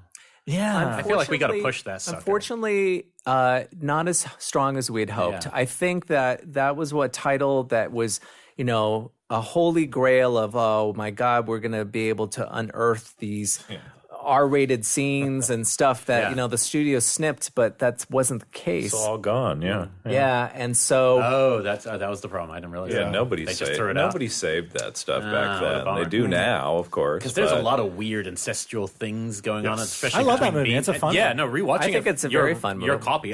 When I first saw it, I remember it was hard to see. Saw it and was like underwhelmed because of the kind of movies that were coming out. Were so much like it. Watching it now, it's so much more subversive and weird. Yeah. By the director of Romper Stomper. You're like such a weird choice. I thought it was a really cool movie. I think Brittany Murphy at her we'll push that one.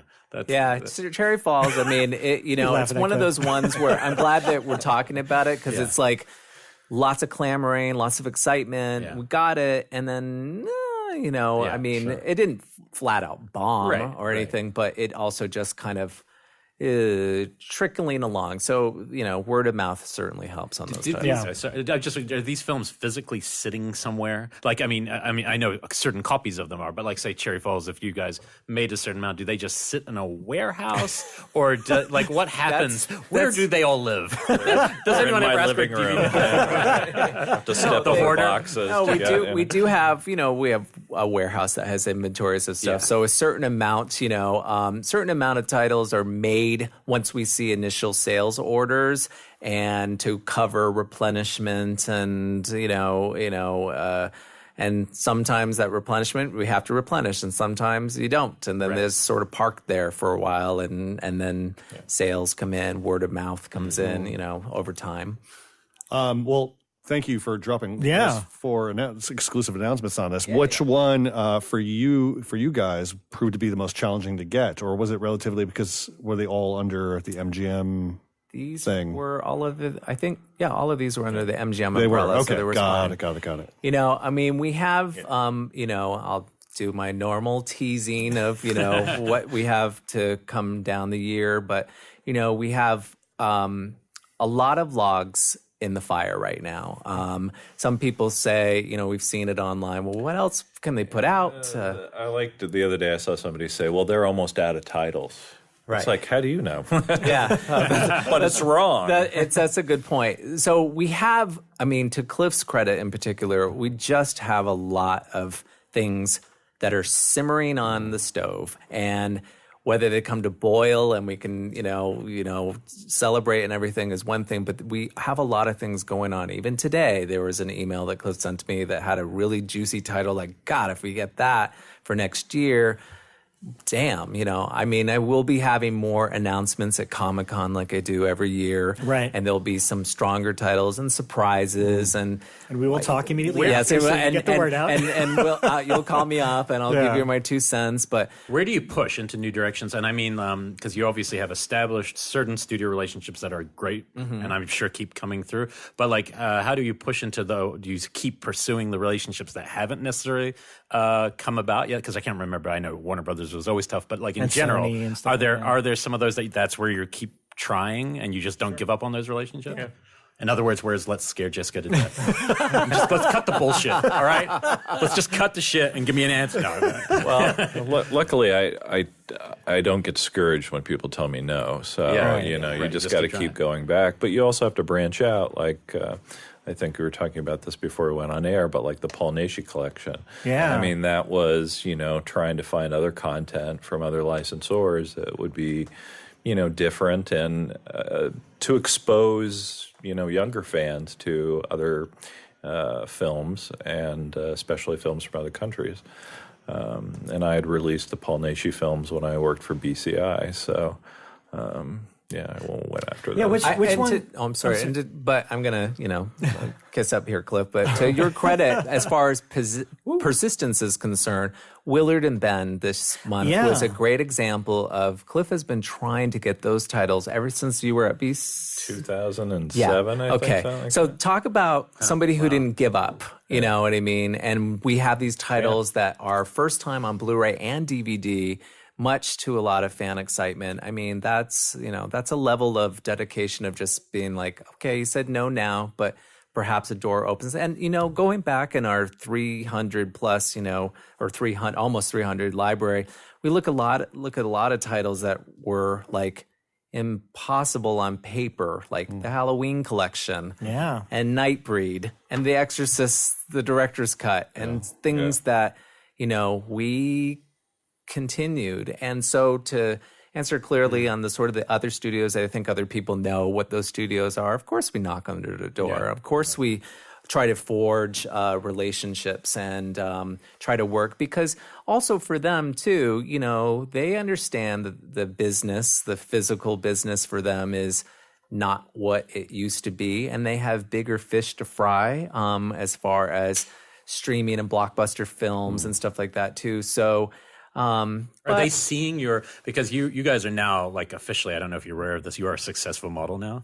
5 years means you are legit. And I think as a title in America, you guys to me you are the criterion of this genre. And we all accept that, I think. So does that, having that reputation help with the studios, or is it also make it more competitive in the sense of them seeing, oh, that works, we could do that ourselves? Like, what is that relationship? They probably don't. I've seen two examples of your seen one success. studio example of doing that. And, We all know what that But in general, has it helped? we know what it is. They can trust what you will do with their films, obviously. It definitely helps. And as you were saying earlier about, competition, that makes it harder because now you're not the only one knocking on the door and everybody else is knocking on the door.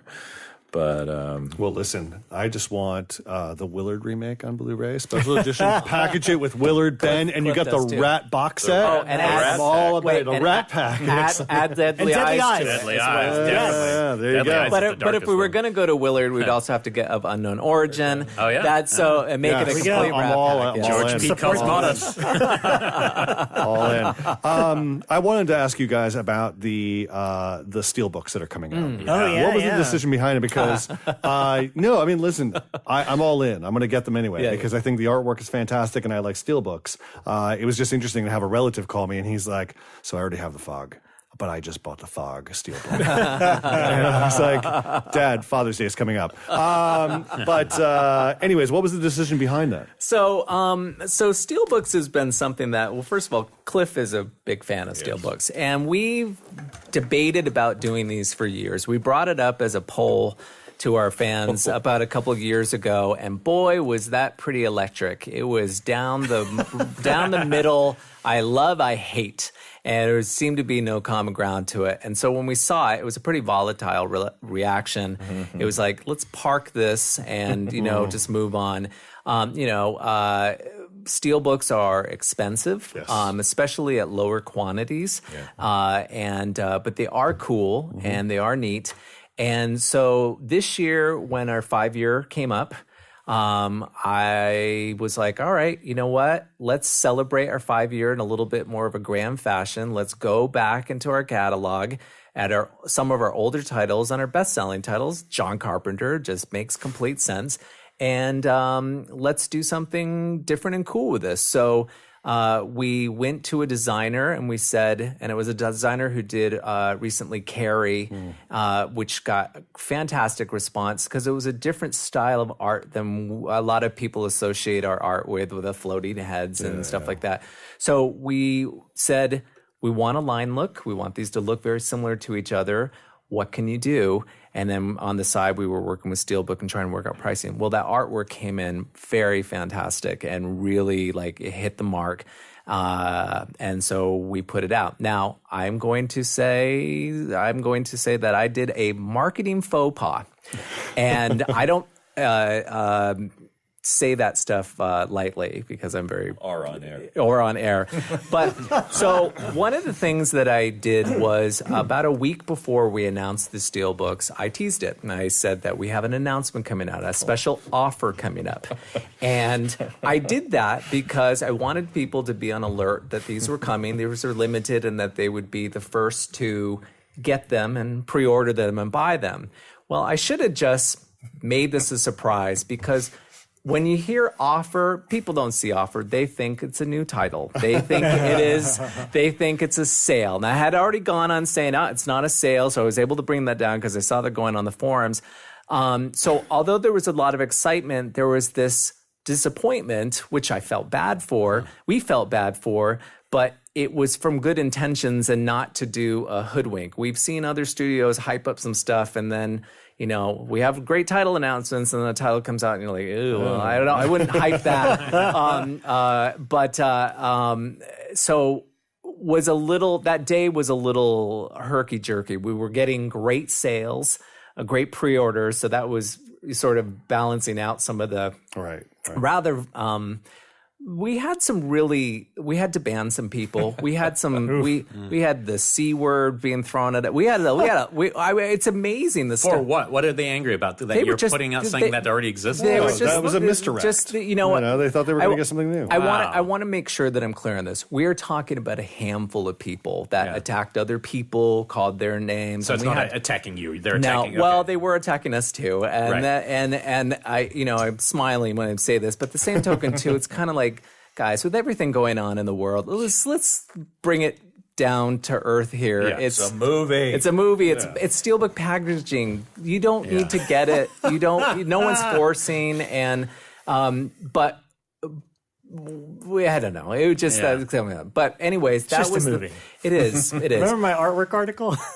Oh boy, from Black Christmas. It was a good article, and it was. They listed 100 charities to vote. It brought up a lot of stuff, and I get it. We understand it, and I had to say something on the Facebook page a couple of weeks ago about we understand the passion, we understand, and you can criticize us. You can criticize us all you want. That's fine, but you don't need to. Attack other fans. Attack other fans, or just you fucking blah blah. You just don't need to do that. It's just not necessary. So, anyways, that's the long answer to your Steelbooks, baby. But that's where it came up. So right now they're selling well. There's 10,000 limited each. Then that's it. And is there a big price difference between that and we made sure that. So that was another thing too. We were conscious. We didn't want to price them too high, but then if we priced them too low. Look, we're a business. They cost more money. They cost more money, and we'd be priced out. So we hit the price that we were. The great thing is if you buy it on our site, you get a litho of the art, and we're talking like a rolled litho. Cool. And I'm sorry, if I was not getting one for free, I would be getting that fog one. No, I don't. I would be getting the fog. After your faux pas? Yes, I know. Terrible. I do want to say, I want to segue something really quickly because I'm mentioning the e-commerce. I do want to let listeners know that next month, to celebrate further our 5-year anniversary, we are having a very aggressive sale that's going to happen. It will be Scream Factory's biggest sale ever. Whoa. And so I hope I'm not doing the marketing faux pas here, but I stand behind this one because we will be doing it a lot different than we've done sales in the past. It'll be a limited amount of time, but it'll be a really good sale. So just, when again? In Roughly? June. Yep. Sometime in June. And have you guys got the Steelbook fever now from this? Do you think it's something you'd continue, or just is it have to be big titles? Jury is still out. Okay. I think that the sales from this, because these are the bigger titles, if these did exceptionally well, if they sold to the 10,000 units each, then we could possibly consider some other titles that are strong. It just strikes me it'd be kind of cool to have all the Carpenter ones. Especially thinking about the Thing and stuff. It's that would be pretty cool. It would be, but again, and our artist actually did a Thing cover. Yep. It was exclusive on the website. It's really nice. Okay, it would be cool to do some sort of a line look type of thing, but again, we're at the mercy of how they sell, and so they come out in August, and then seeing where we can place them and how Amazon and our site and all this stuff does. And we'll sell us on my Comic-Con. Well, speaking of directors, the thing that I love about Scream Factory is that you guys shine the spotlight on people like John Carpenter and then Tobe Hooper and then Stuart Gordon, and you have so many titles from each of their filmographies. Obviously I own them all individually, but have you ever thought of doing director box sets of all the titles that you guys own? Or does that become complicated? Because then again, I don't know what studio owns all them or how licensing works. Well, I think you'd probably hear the same thing you hear from some fans when you announce Steelbooks, as they say, well, I already have 2 or 3 that's inside the box, so, why would I buy it? But no, we'd love to do it. And, it is an idea to go to other studios and say, can I buy, your disc on a spindle and put it in a... I know why you're smiling at my stuff. I may have complained about that in the first half of our show. But, it's kind of hard unless most of them haven't been out before. Then you can really do it, and a nice job of it. The other thing, too, so, let's play... what if a Carpenter set, a Carpenter, what we did for Herzog years ago, a coffee table thing or whatever. Nice. That would be really cool. But again, you'd have to get involvement from Carpenter, obviously. You'd have to have some new bonus to offset that. It would be, price point to pay for the packaging. There's lots of layers. I was just mentioning this today at work that, we make these, you hold these in your hand, we make it look easy. We really do, but there's a lot of steps that go into it, from the costs and the packaging and the conversations with either talent or producers or the studios or finished goods or our company, our president. There's just a lot of layers. Yeah, there's a lot of labels that are smaller, so there's only a few guys that touch everything. Yeah. But at our company, there are tons of people that touch it. Yeah, and so when you have that overhead, and we've got 50 plus people at Jet Factory, so I mean all those things have to come into context when you're thinking about doing something, and does it affect how many people at the company does it affect when I do it? Well, and that's a good point to mention is that, with our overhead, it's a little higher than, say, the smaller companies. So when you're having an obscure title that's coming down, a Demented or The Naked Cage or Windows, Windows or, there's some titles like that. So they'll perform at a level that for a company that has, say, maybe a couple of people in their roster, it's a big win for us. But for us, that same number would be like, this isn't going to fly as much. So it's those things we have to keep in. Yeah. Are you now apprehensive? I mean, it doesn't seem like it to me. Like if I look at your slate, what impresses me so much is the diversity. Is this still nailing these smaller movies that, like you just named, 4 films, 3 of which we were like, oh, cool.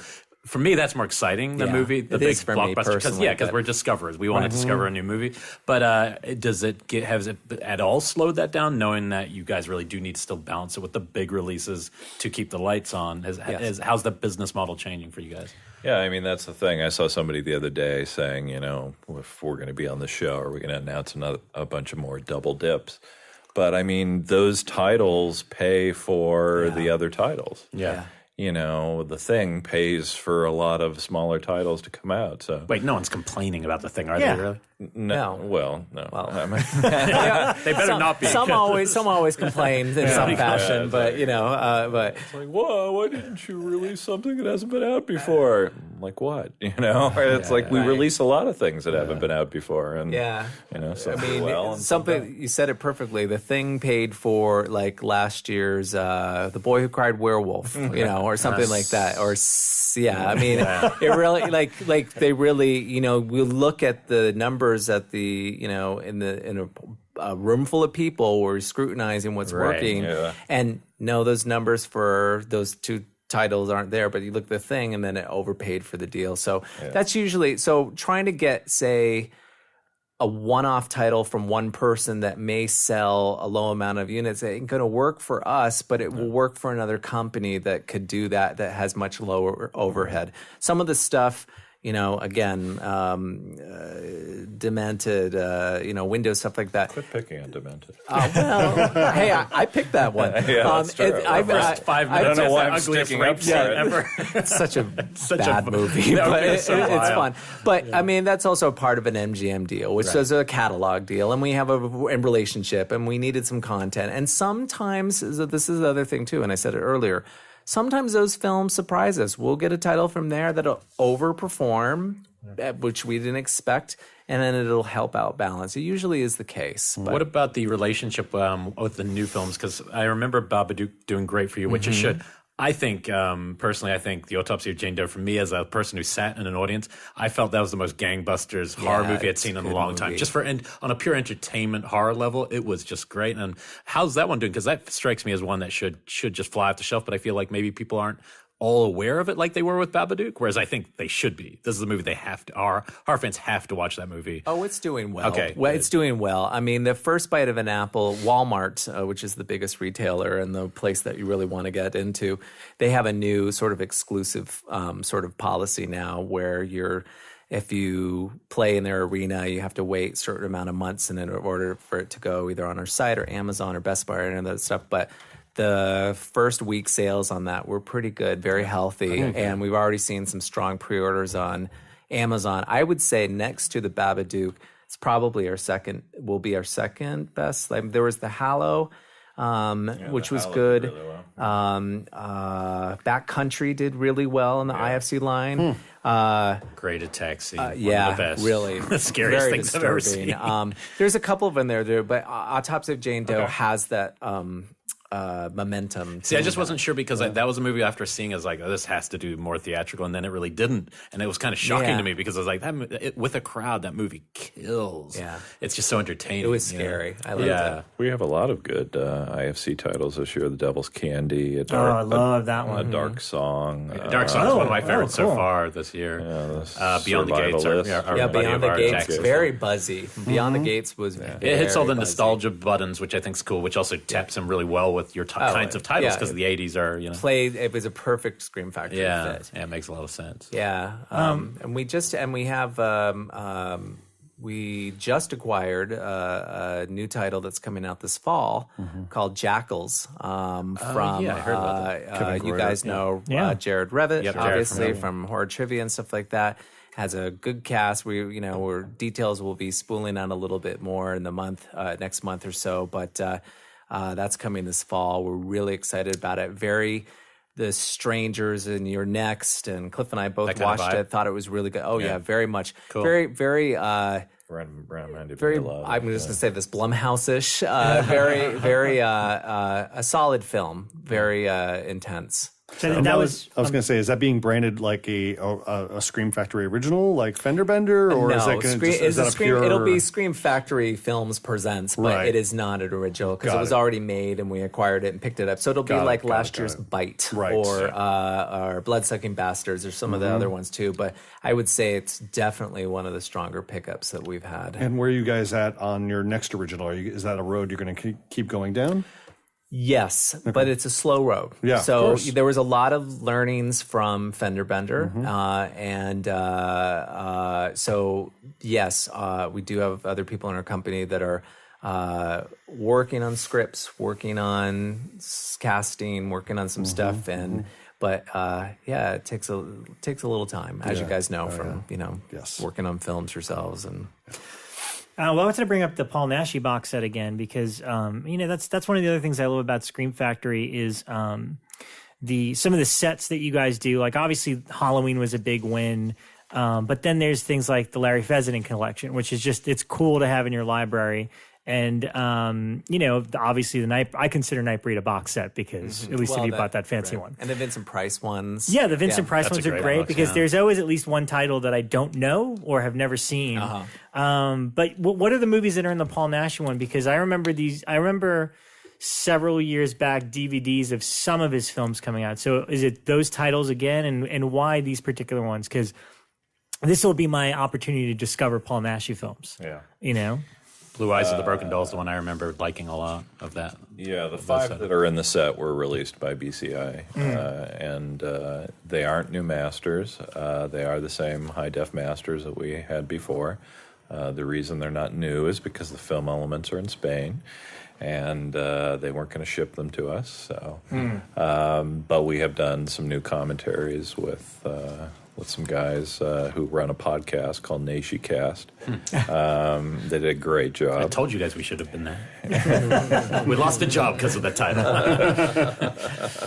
I think it's a nice mix of his films, and hopefully it'll do really well, and there will be more. And there's another thing. I don't know how separate this is from Scream Factory. Well, obviously there's the Shout Select series, which is kind of like more cult films and things like that. But since the last time you guys were here, there are, I guess I should call them more obscure titles. Some of them I have here that are a lot more limited than your regular releases. You know what I mean? Like, there's ones that I remember there were like 4 titles that you just released, I think, on the website. And I don't know how does that differentiate from Scream Factory? Well, no, those releases, the ones you're talking about last year, which was Up from the Depths, Message in Space, Velvet Vampire, and what was that last one? Time Walker. Okay. They're still Scream Factory branded. We're only sold on their site. We're still selling site exclusives. Right. Deathstalker out of the 5 was the only one that sold out. So that's likely not an experiment we're going to do anytime soon. Only just because we stand to have more profit putting it out nationally than on our site on a smaller title like that. But it was an experiment. Hey, there's 5 movies that are on Blu-ray that weren't on Blu-ray before. But that was sort of another lesson learned too. People are going to lose their shit over Slither. Yeah, I was Yeah. going to say on our a big upcoming release. Talk about that one. upcoming summer stuff, Slither is definitely our tent pole for sure. And what is making it more tent pole is that James Gunn, I mean, come on, is so behind it. To have Yeah. a director who's so hot right now, not forget his roots, Yeah. is amazing. He tweeted about it. Yeah. We coordinated with him to make sure he was the first one to send out our art. And then we went out afterwards.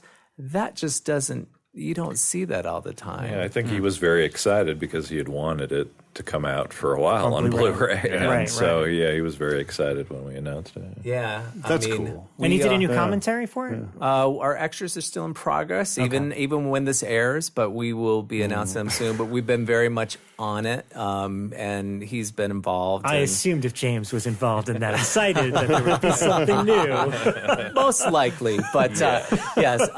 But he, he approved our art. I mean, all that stuff is just, I mean, He's been great with his time.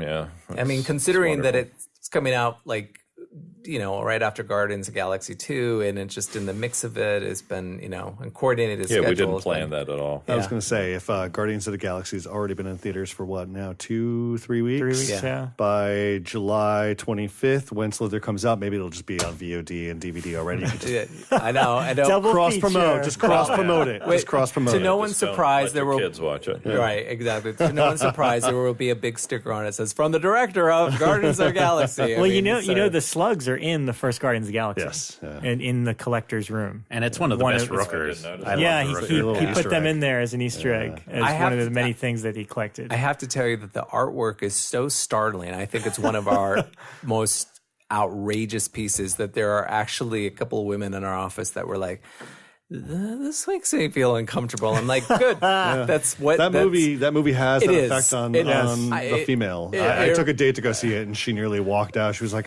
"This is too much." Yeah, Wow. it's very body. That in society would be the perfect dog. Yeah, It's so goopy, both very slimy and stuff. Slither But yeah, Society. this summer we have we mentioned Paul Naschy, Slither, Lawnmower Man. Is coming out next month, and it's 2 discs, and Lawnmower Man is a movie that, well, let's be frank, you either like or you don't. Oh, I loved it as a kid. and Wrong, Jeff. Everybody loves this movie. Everybody, and everybody knows that the director's cut is the purest cut. And the director's cut is on there, right? Oh yeah, Director's cut's on here. Oh, cool. One I'm very excited about, and not to get ahead of you, is Species. Oh, yeah. yes. Species is one of such a good movie. little treasures of mine that I love. Well, you guys did such But a good job at the sequels, too. The sequel releases were great. Yeah, and it's also one of my favorite. It's one of my favorite pieces of cover art that you guys have delivered. Oh, well, Cliff, is a big fan of the series and franchise, and we sort of did it backwards. We had Species 2 and then 3 and 4, and we had asked for Species 1 several times, and they kept saying no because they were thinking of rebooting it and so forth, and so finally they gave in. They were like, "We saw how you treated Species 2, and that was with respect. So let's give Species a proper release." Well, I'm really glad that you like the key art because it's fantastic. The It's key so art, dynamic. The key art on that that is too. from a group called the CRP Group, and they our creative director kind of brought them to our attention last year with Dead Ringers and Rabbit, and had some different approaches. They did Serial Mom this year, and we like seeing that different. We're mixing up our art. There's still great artists: Paul Shipper, Joel Robinson, Justin Osborne. Our stalwart. The people that we did, but then it's okay to mix it up a little bit, diversify. Species is coming out in July. Teen Wolf, which My favorite movie of all time. are you serious? I love Teen. That is his favorite, pretty much. Wow. I may be on that disc somewhere. Oh, you may be. Yeah. The person, Brian Ward, who is another producer at Shout Factory, who is helming that, loves this franchise, and it will really show in our final. I'm the one that acquired them. Well, thank you. You're welcome. Not dissing, but we got the right we got the right producer Yes, on it, I and wouldn't have wanted to do it. and so Well, but you know what? That's the whole thing too. Is sometimes we'll get titles, and certain people will be like, "Hey, I'm the best person for this one," and then off you go. And Brian Ward is doing a fantastic job at it. So we'll be announcing those extras probably in June. There's a lot for that, and Teen Wolf 2. You know, people were surprised that we made Teen Wolf 2 a collector's edition, but Brian was really behind it, and plus Paul Shipper did complimentary artwork for both 1 and 2 that look great right next to each other. So yeah, they're cool. Yeah, so we wanted to do that. I just want to go back to Species for a second, just because I love it so much. But the new transfer is gorgeous. So anybody who was worried because the last disc didn't look so good, this thing looks amazing. That's awesome. Wow. My personal fave coming this summer is the obscure one, which is called Windows, and this was a very under the radar, little known 1980s stalker movie. It's in a lot of cult books, and that's the only way I'd heard of it. It's a movie that never came out on DVD, with the exception of being on a movie on demand one, and never had a Blu-ray release, never had a legit VHS release. And it has an interesting pedigree. Talia Shire's and it's directed by Gordon Willis, who shot Godfather films. There's a lesbian stalker controversial plot at the time that got lumped in with the movie Cruising. All this stuff, all the Morricone score. And so we saw it, and we went after it. We got great extras on it. Talia Shire, Elizabeth Ashley, the stars of the film, the producer, got some TV spots. We did a new scan. It's interesting. I showed it to a friend of mine this week who had never seen it before. He wanted to see it because I kept talking about it on my Facebook page, and he actually liked it. There are some things that don't work about it, but he said this reminded him of Dress to Kill, and it is sleazy, and it is uncomfortable, but it's also a time capsule of New York City that doesn't exist anymore. Yeah. And it looks and feels like the time, like those movies like Maniac and Cruising and The Fan and all those movies from that every time Abel period. Ferrara film. Very Miss 45. There's that kind of stuff, except the thing that's interesting about it is that this is a high budget United Artists type of this movie came, went, and just kind of went to obscurity. So I like that we're able to still unearth some things that maybe some people haven't seen. Well, those are the things that excite us the most. You talk about weird stuff. I mean, the Manster is just Cliff loves that. I do too. I grew up with the Manster, so very unusual.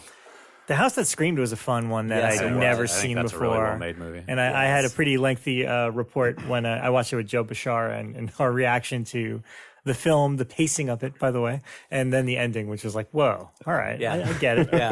I had never seen the movie before in its entirety. That's the other thing, too, is sometimes we'll get some films come in and I'm like, I'm interested in seeing them. I'm like, I liked it. And, and it just, there's a lot of stuff out there still, ready to mine. Which ones, I might have asked this before, but is it MGM that had Haunting of Julia, Full Circle? No, they don't. Who has that? Sony. Yeah, and so Sony's one of the harder companies to get through? Well, they don't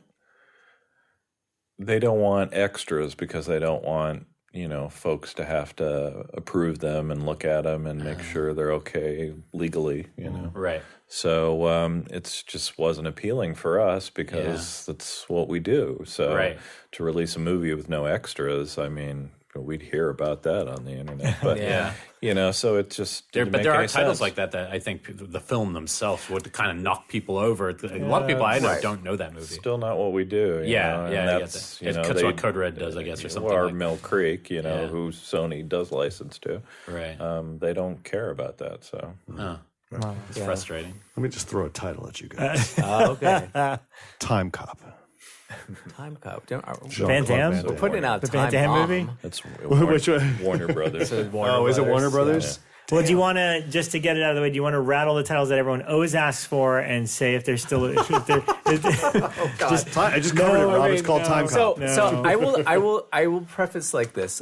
I think never say never is always a very good thing to say before these. And considering that we just talked about persistence and Willard and the impossible of some of these things coming out. But so sorry, we still don't have a path to Fright Night 2 or The Keep or Trick or Treat, you know, the Gene Simmons the one. Gene Simmons one, Maximum Overdrive. Heartbreak. God, Thank you for Never Too Young to Die. Though. Speaking of Gene Simmons, pretty bizarre movie. I love that movie. I know I asked before, but is Let's Scare Jessica to Death a rights one? It's a Paramount one, and Okay. you do have to have a deal with Paramount in order to get that going. I'd love to release it. I know. Scared the crap out of me. Oh my God! And there's such an atmospheric one. lots of titles at Paramount we would love to get. I mean, So, do they have a relationship with any other company like you guys, or not? Not at the for the moment? titles that You would everyone want. is asking for. Yeah. The And is it silver just too bullets small and for the- them? Yeah. Like, not you guys, but it's the market too. Like, they can't even bother putting effort in. Well, remember they licensed all their films to Warner Brothers for 3 years, and they got $30-40 million, something like that. So we don't have that much cash in our pocket, but The other thing we would we would go after them. The other thing you have to remember, because you just mentioned this with Sony, is that every studio has this different infrastructure. Some studios are more staffed in other departments than other when it comes to legal, reviewing artwork, looking at extras. Sometimes we indemnify the extras. There's all these sort of layers. There's also, as you can imagine, at studios, just like anything, personalities involved, political protocol, how things, there's all these fascinating layers of what makes studios tick like that. And so when we're coming in and saying, hey, we're going to help make your year, it might not just be as cut and dry as that to them because of a lot of reasons, Yeah, that's the kind of stuff that I think is always important to clear up, because we really don't know. We're at home looking for saying, hey, why the hell isn't that on? What's wrong with people? That's such a great movie. There's a lot. I mean, The Tenant by Polanski, it's still one of those movies. You're like, how does that not exist on home release in America? Well, but we do know that some movies that aren't necessarily Scream Factory stuff, like Little Darlings or Looking for Mr. Goodbar, Skate Town USA, music. It's music. The music rights. sunk those things. We even looked at, moment by moment at some point at Universal to Bad Lily Tom with Endless John Love. Travolta, Endless Love. Music. I mean, music sinks those. Sometimes people weren't thinking about. There's this movie over at Fox called, it's a lion attack movie. Savage Harvest. Savage Harvest yes. that people have asked us for. And because there's a very lengthy scene where everyone's singing All You Need Is Love, never going to come out. God damn director. Yes, it was just like, there are all these little loopholes. Yeah, we announced that TV show Werewolf in God. 2009, That breaks my heart. and people are still wigging out about that. But it was all down to the Beatles and who was the other guy who I will never listen to again because he wouldn't allow us to clear a song.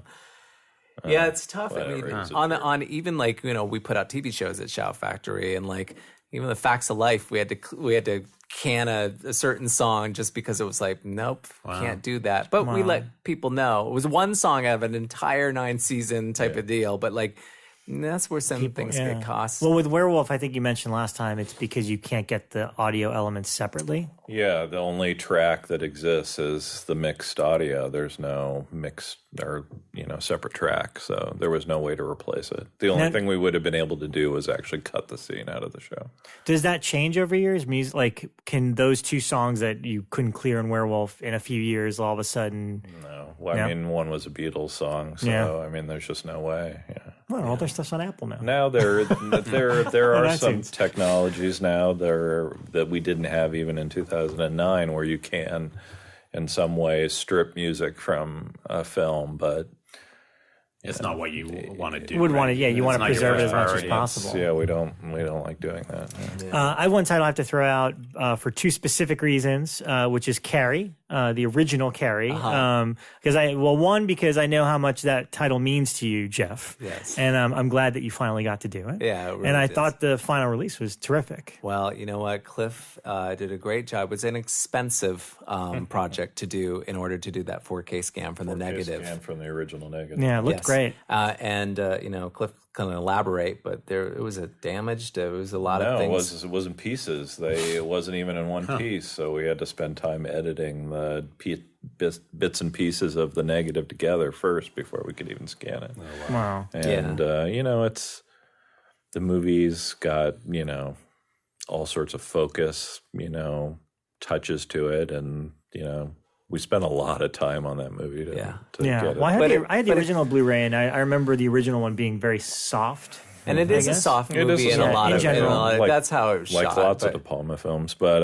we really we really worked with colors and so forth at the end, like in the gym, and I think it looks so much better than the previous transfer. Yeah. I'll be picking that up in the June aggressive sale.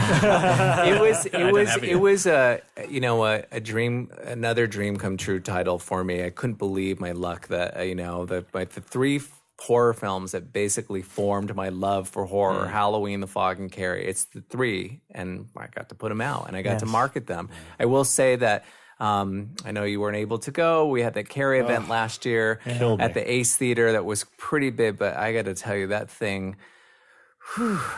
Boy, that caused me a lot. It was great. Listen, we raised a lot of money for charity. Nancy Allen was a doll, and her team were great. Yeah. And to be able to give love back to a movie that I personally love was great. But it was one of the more stressful things I've worked on ever in my career. I'd never done sort of an event like that before at such a magnitude. But there were moments in that event that made me just completely cemented with Carrie forever. And the video you posted of you guys having a red light pop up during the scene at the end, washing the theater in red. That's so cool. I mean, I get a chill just watching it.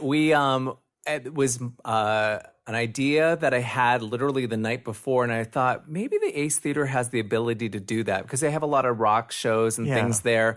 And so I went in like 4 hours before, this thing and said, is this possible? And they let me like literally be the person to flash the light up right when she turned. And I know that movie by heart, that the timing was, and here you could feel everybody just goosebump and scream. I'm glad to know it was you that pulled the switch. Yeah, very William Castle of I had several people like, that was you. He could have pulled the string. Yes, I know. We had only had fire and, blood and everything, but no, just kidding. But yeah, it was a great release. Well, I'd be remiss if I didn't say this, but on the way here, I was listening to our friend Mick Garris has his podcast, Postmortem, and he just did a really great interview with Brian Fuller, who's also a friend of the show. Oh, great moderator for us. And so, of course, Mick asked Brian about Carrie, his version that he wrote. And, he's been very candid about the lessons he learned from that, which was adhering a little too much to the novel, which paved the way for Hannibal. But basically, he said, what's haunted me since the day our Carrie has come out is that we should just cut out all the scenes of the modern part because Angela Bettis and Patricia Clarkson are so good in it. Yeah. And basically Mick's like, do you want to do like an alternate cut of Carrie? He's like, yes, because I think there's a good movie in there and all it would take is somebody to ask. So just throwing that out there that Brian Fuller would love to recut Carrie. We still a good movie. I like it. I do like it, actually. I enjoyed it a lot once visiting that deep. We love Blu-ray. Brian Fuller did such a great job moderating on that event, and I've talked to him a few times afterwards. I gave him a copy of Black Christmas personally. Oh, nice. And he's great. I wish that we had seen a sales bump in our Carrie double feature, but we really didn't. So, as much as that would be interesting, It would, but then we have to get legal involved. And, it's one of those things. That's the other thing, too, is, it would be fun to do. Hey, listen, he said he's willing. That's all. I just want to put that out in the world. I'm sure a fan will do that. Yeah, exactly. There we go. You achieved your dreams, one of your dreams, these three titles. What are some of the ones that are still floating out there for you guys just personally, whether they're big or small films that might never happen, but that you've just, not for the fans, not for big sellers, but just things that for you would personally love to see or be able to be part of putting out there. Willard was one of your big ones. Pretty much from the start, right? Just because it had never been available. I mean, that was the main reason why.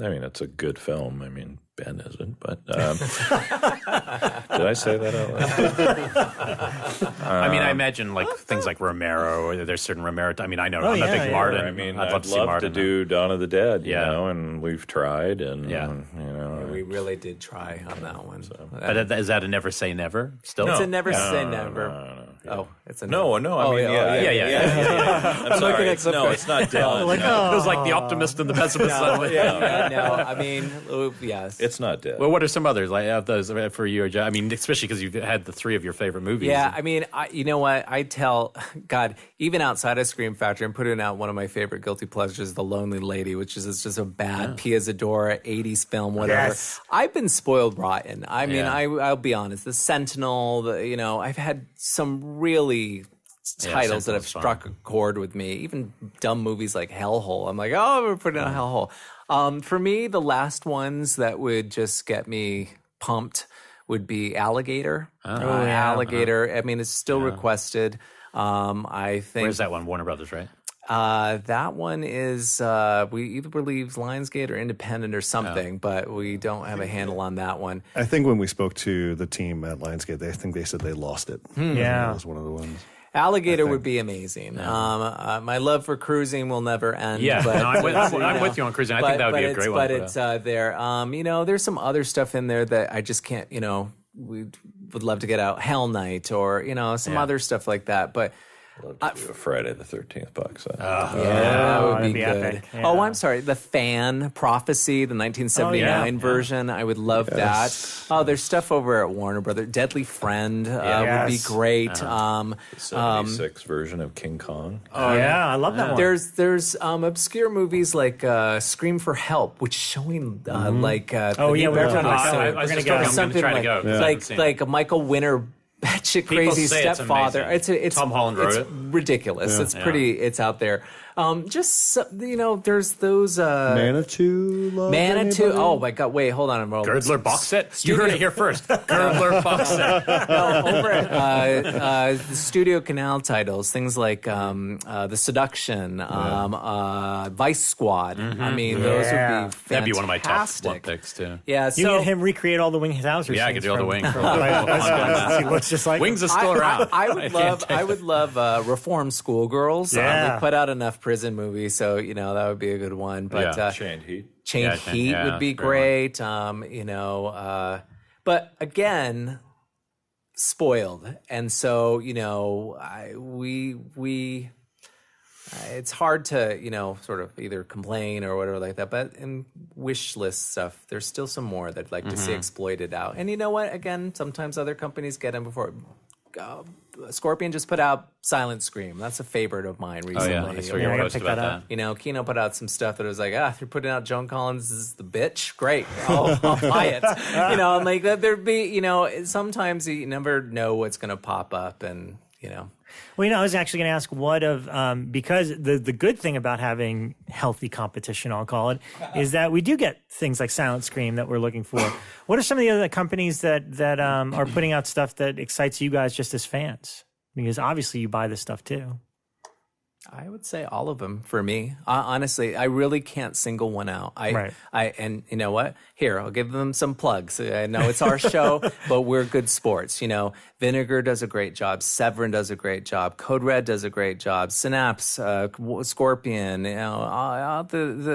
And you do buy them all. I see your posts. Well, you know what? I am just like a fan. I pick and choose. I don't buy them all. If a certain title speaks to me, I'm going to buy it. If I already said Kino had the bitch, they have the Apple next month. I'm getting that. I mean, I look at Blu-ray.com and other forums like other people do, and I see the announcements, and then I, make a note, and Warner Archive will put something there, and I'll make a note, and we'll go and get it. Does the future look bright for this physical media? Like, I mean, I know it's hard to project 5 years from where we are today, but considering at the trend, 5 years, looking at competition, looking at the lack of certain stores, but then the healthy upswing in buying online. How do you guys project forward for the next few years, if you're guessing?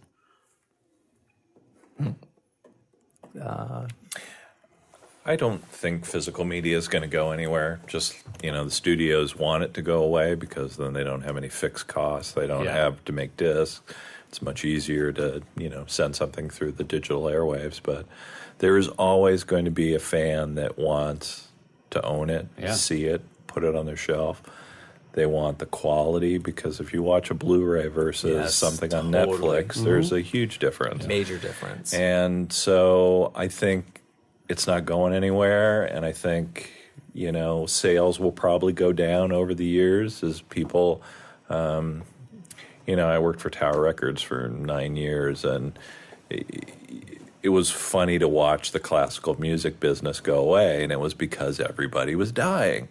And, young people weren't getting into classical music. So I don't think this is going anywhere because there's not that audience that's going to go away. There will always be movie fans or movie lovers. People like us are breeding, having kids who are worth and showing them these movies. Exactly. Keeping the dream alive. Exactly. I have one daughter who loves horror movies, and the other one doesn't want anything to do with it. So, you're bringing a whole new audience to it. And so I really don't think it's going anywhere. Good. Well, I want to spin off that question that you asked, Elric, is for Scream Factory as a brand, as a company, 5 years' time, where would you guys like to steer it? Any new avenues, whether it's more originals? Yes. More, So in order to stay as a viable brand, you do have to evolve, and that is why we are we experiment, and we're doing looking into original programming, looking into original productions, acquiring new films, looking at a lot of our switch is also going into video on demand and what is going to register and make money there. It is a business at the end of the day. We all have lots of have fun, and we put on our fan hat every day, but it is still a business. As far as physical, I agree with Cliff.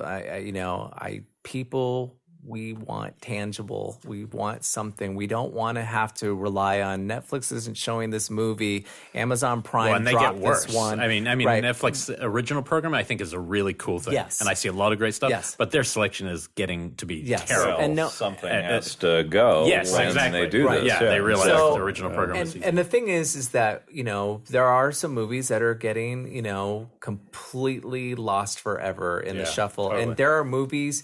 I hate to say it, that not our company or any of other companies out there doing what we're doing are going to be able to get a hold of them because of difficult licensor holders or people that have a lot of Willard was one of those things where it was like who owns it. You had to kind of it wasn't even owned by a movie company. So, there's just things that are going to fall unfortunately through the cracks.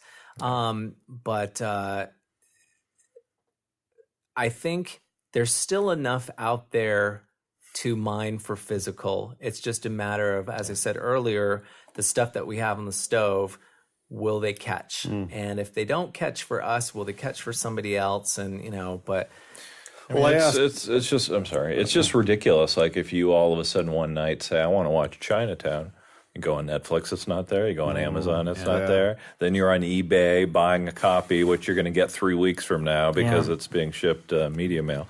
So, it's really sad that that's what it's come down to. It's great for eBay people because they're making money. Right. Yeah, I have a great sense of pride in my physical collection. So do and I. Of course, it's like, I'll hear from Ryan. He's like, yo, you got this? And it's like, yep. I do. Bones DVD will be delivered tomorrow. I don't know. I know there's people like me. So there is a. I love being able to go up into my office area and see all my Blu-rays and go, what am I in the mood for? Savage Streets, okay, but Savage Streets isn't on El-Ray Network being broadcast. It's not on Shudder. It's not on the it's there, and if I'm in the mood of watching that, I can pull it out and watch it. So I think, that's sort of the another positive of why somebody wants to have physical. It's like, you can't take this away from me. I'm just going to have a quick second to raise my glass to Danny Steinman. Yeah. Director of Savage Streets, who has passed away. And Friday And Five. Friday, and Friday I just years had to ago. defend that. Friday I know it's a Five. couple years ago, but you didn't drink from then. I was going to be like, wait a second, Elric. Did the No, I'm news with just you. break? Savage Streets, I'm a big fan, and it's that shower movie for me. I watch it and then I go, oh, I'm dirty. I'm a bad person. I'm terrible. Oh, I thought it was something you watched in the laugh. No, shower. well, I would do that too. I laugh all the way through that movie. I great. just think it's so Poor ridiculous. Linnea Quigley. In But, that yes. film. Well, oh, poor yeah, girl. yeah. But yeah, I think there'll just always be, I mean, as far as future physical is concerned, so, last time we talked, there was the UHD and whatever. That's not really taking off for catalog titles. Some of the bigger studios are doing it for the superhero movies, and It's very expensive to do. yeah, Very expensive. it's not. That's not a Well, I mean, emerging. like, they don't. I don't know if they service the films that you guys are putting out. I mean, like the superhero movies. Yeah, that makes sense because there's a hyper realism to them. They, do we want to see the Vagrant in UHD? I'm good. TV. I'm good with what you guys are going to put out. Lawnmower Man, maybe we do. I mean, listen, I would say on some transfers that we have, I mean, look, you already see beads of sweats on people's foreheads that you probably didn't see in the theater, and you're like, oh, okay, well, that's really,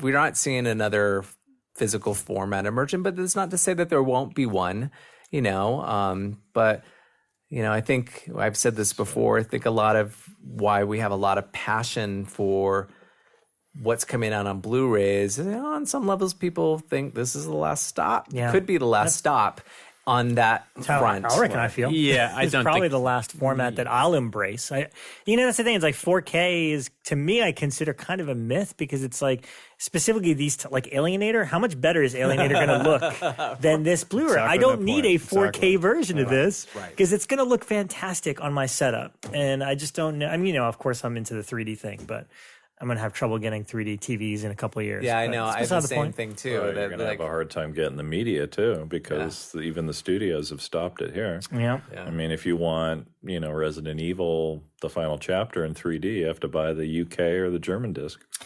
Yep. And he will buy And both. I did start doing that. Well, what's funny is like I've found I just got a multi-regional player because that's the way I roll. And 3D titles are like half, if not a fourth of the price in the UK, and they're all region. So I've been mostly buying those versions. What I need more for Well, I think that's why they're all region is because they know you're going to do that and they just don't want to do it here. It's another SKU that sits in the warehouse and they just it's sad, but feed my 3D-dom. I'm the same way. I'm a big 3D guy. All right.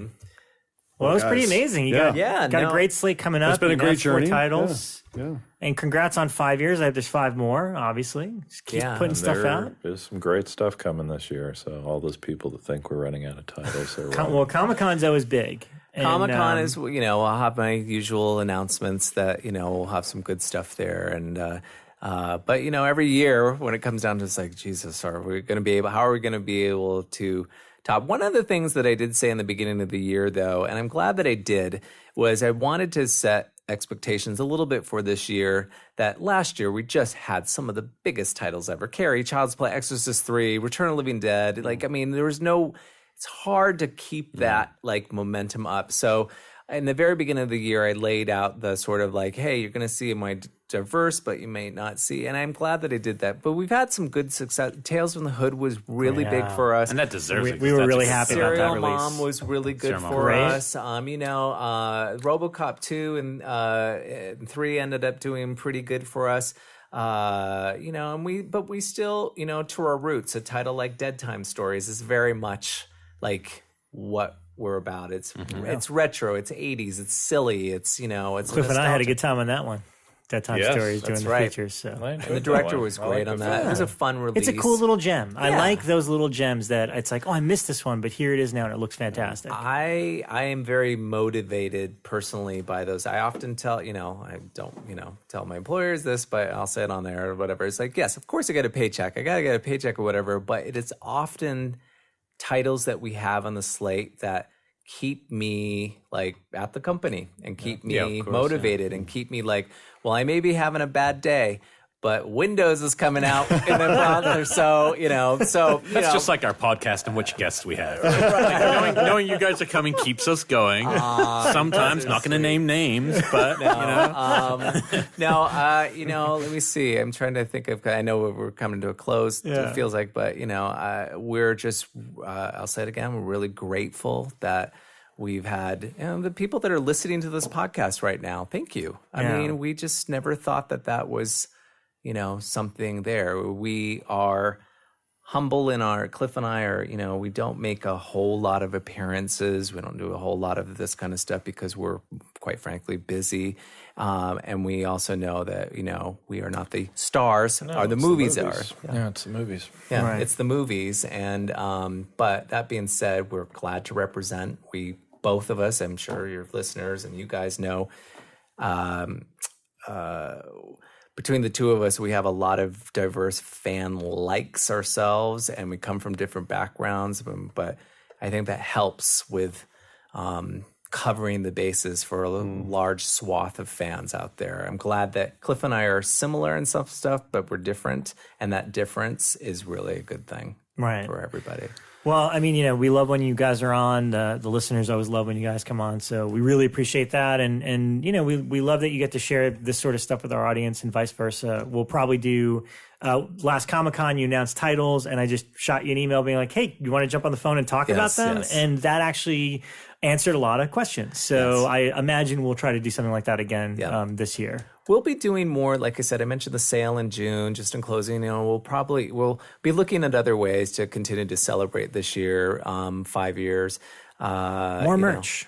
Well, more merch. Well, that's a tricky thing. We did open up a Zazzle.com store site that my one keychain on my new car. Oh, is really? The Scream Factory. Oh, nice. Right. Yeah. On that More of this stuff. on the Zazzle.com page, you can get custom made T-shirts and hats and all sorts of things that we started doing that. What do you got, I've Elric? got the homemade possession. Zulowski one. He's just showing off now. You want to bring out is this a dick contest or what is this? Freaking out the keychains. I would just, you know what? I'm going to do this. I'm going to do a reverse. I'm going to ask you guys in the 5 years, if you had to pick one title from the Scream Factory brand God. that was wow, this is it. Can you pick just one? I think that's a fun thing. I mean, to ask. We're gonna I know go you had a this. podcast where you said but your Pure stuff, Cinema, I but did it in terms of Carpenter. For me, it was also The Fog because it helped me reappraise. I liked it a lot, but then it went into the top of his pantheon for me, which was shocked me, and it was just because of the beauty how great of it the looked. release. Yeah. It was just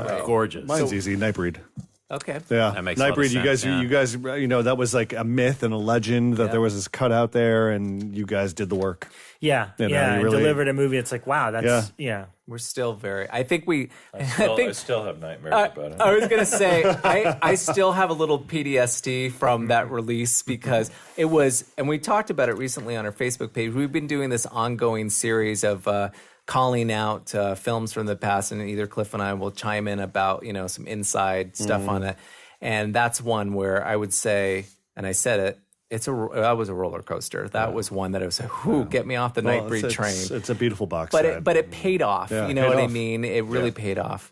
Well, I was a big fan. I mean, I talked about it on that one, but Wide of the Eye was saying I never thought I would ever see a proper version because I was somebody who found an illegal copy 10 years ago, and it blew me away, so especially the actual murder sequences. So that you guys put that out is so Please cool. keep talking about that title. maybe 'cause that's the one one I of need to those push. titles Yeah, you're that probably right. That's probably the needed one. the sales for sure. Yeah, I think that makes sense. And I also really like seeing Poltergeist 3 come out. And I know, you we were guys very did a great excited job about with that. 2 and 3. I Thank thought they you. both were great. Yeah, a lot yeah. of fun. They're underrated in the fun factor, I think. For me, my favorite discovery of your entire discography, believe it or not, is Body Bags, because I'm a huge John Carpenter fan. I'd never seen it. I never saw it on Showtime. I never saw it on video or anything. And it was one of those things that I watched one October. I had the Blu-ray and I was like, oh, I'm going to check this out. And there's very rarely new things that surprise us at this age because we've seen everything. Yeah. But it was like the perfect Halloween movie to me because it's like October, you're watching horror movies. It's an anthology. They're all good stories. I thought Carpenter directed the shit out of his 2 segments. And then you see like Sam Raimi, Wes Craven, and like all, Robert Carradine, all these familiar faces pop up. And it's now since become one of my go-to October movies. Like, it's one of my Halloween movies. So that to me is like one of my favorite gems that I will watch every year around Halloween time. Cool. So that's the one I love. It's a good movie. It's fun. I really love the gas station Yeah, segment. it's great. I Oh, honestly, it's great. if that had been expanded to a full movie, it would have, like, I could have watched it. It was really good Carpenter. And all hell, your Halloween 3, because I think the documentary on that is brilliant. The film is brilliant, and every Halloween that one comes out. So there's so much good stuff. It's an amazing catalog. 300 movies with that much variety, unbelievable. Yeah. Seriously, great job. Well, excellent. Thanks, guys, so much for joining us, and we really appreciate it. Happy 5th birthday. We'll see you in 25 years. Twin Peaks joke. I'll be really old then. Yeah,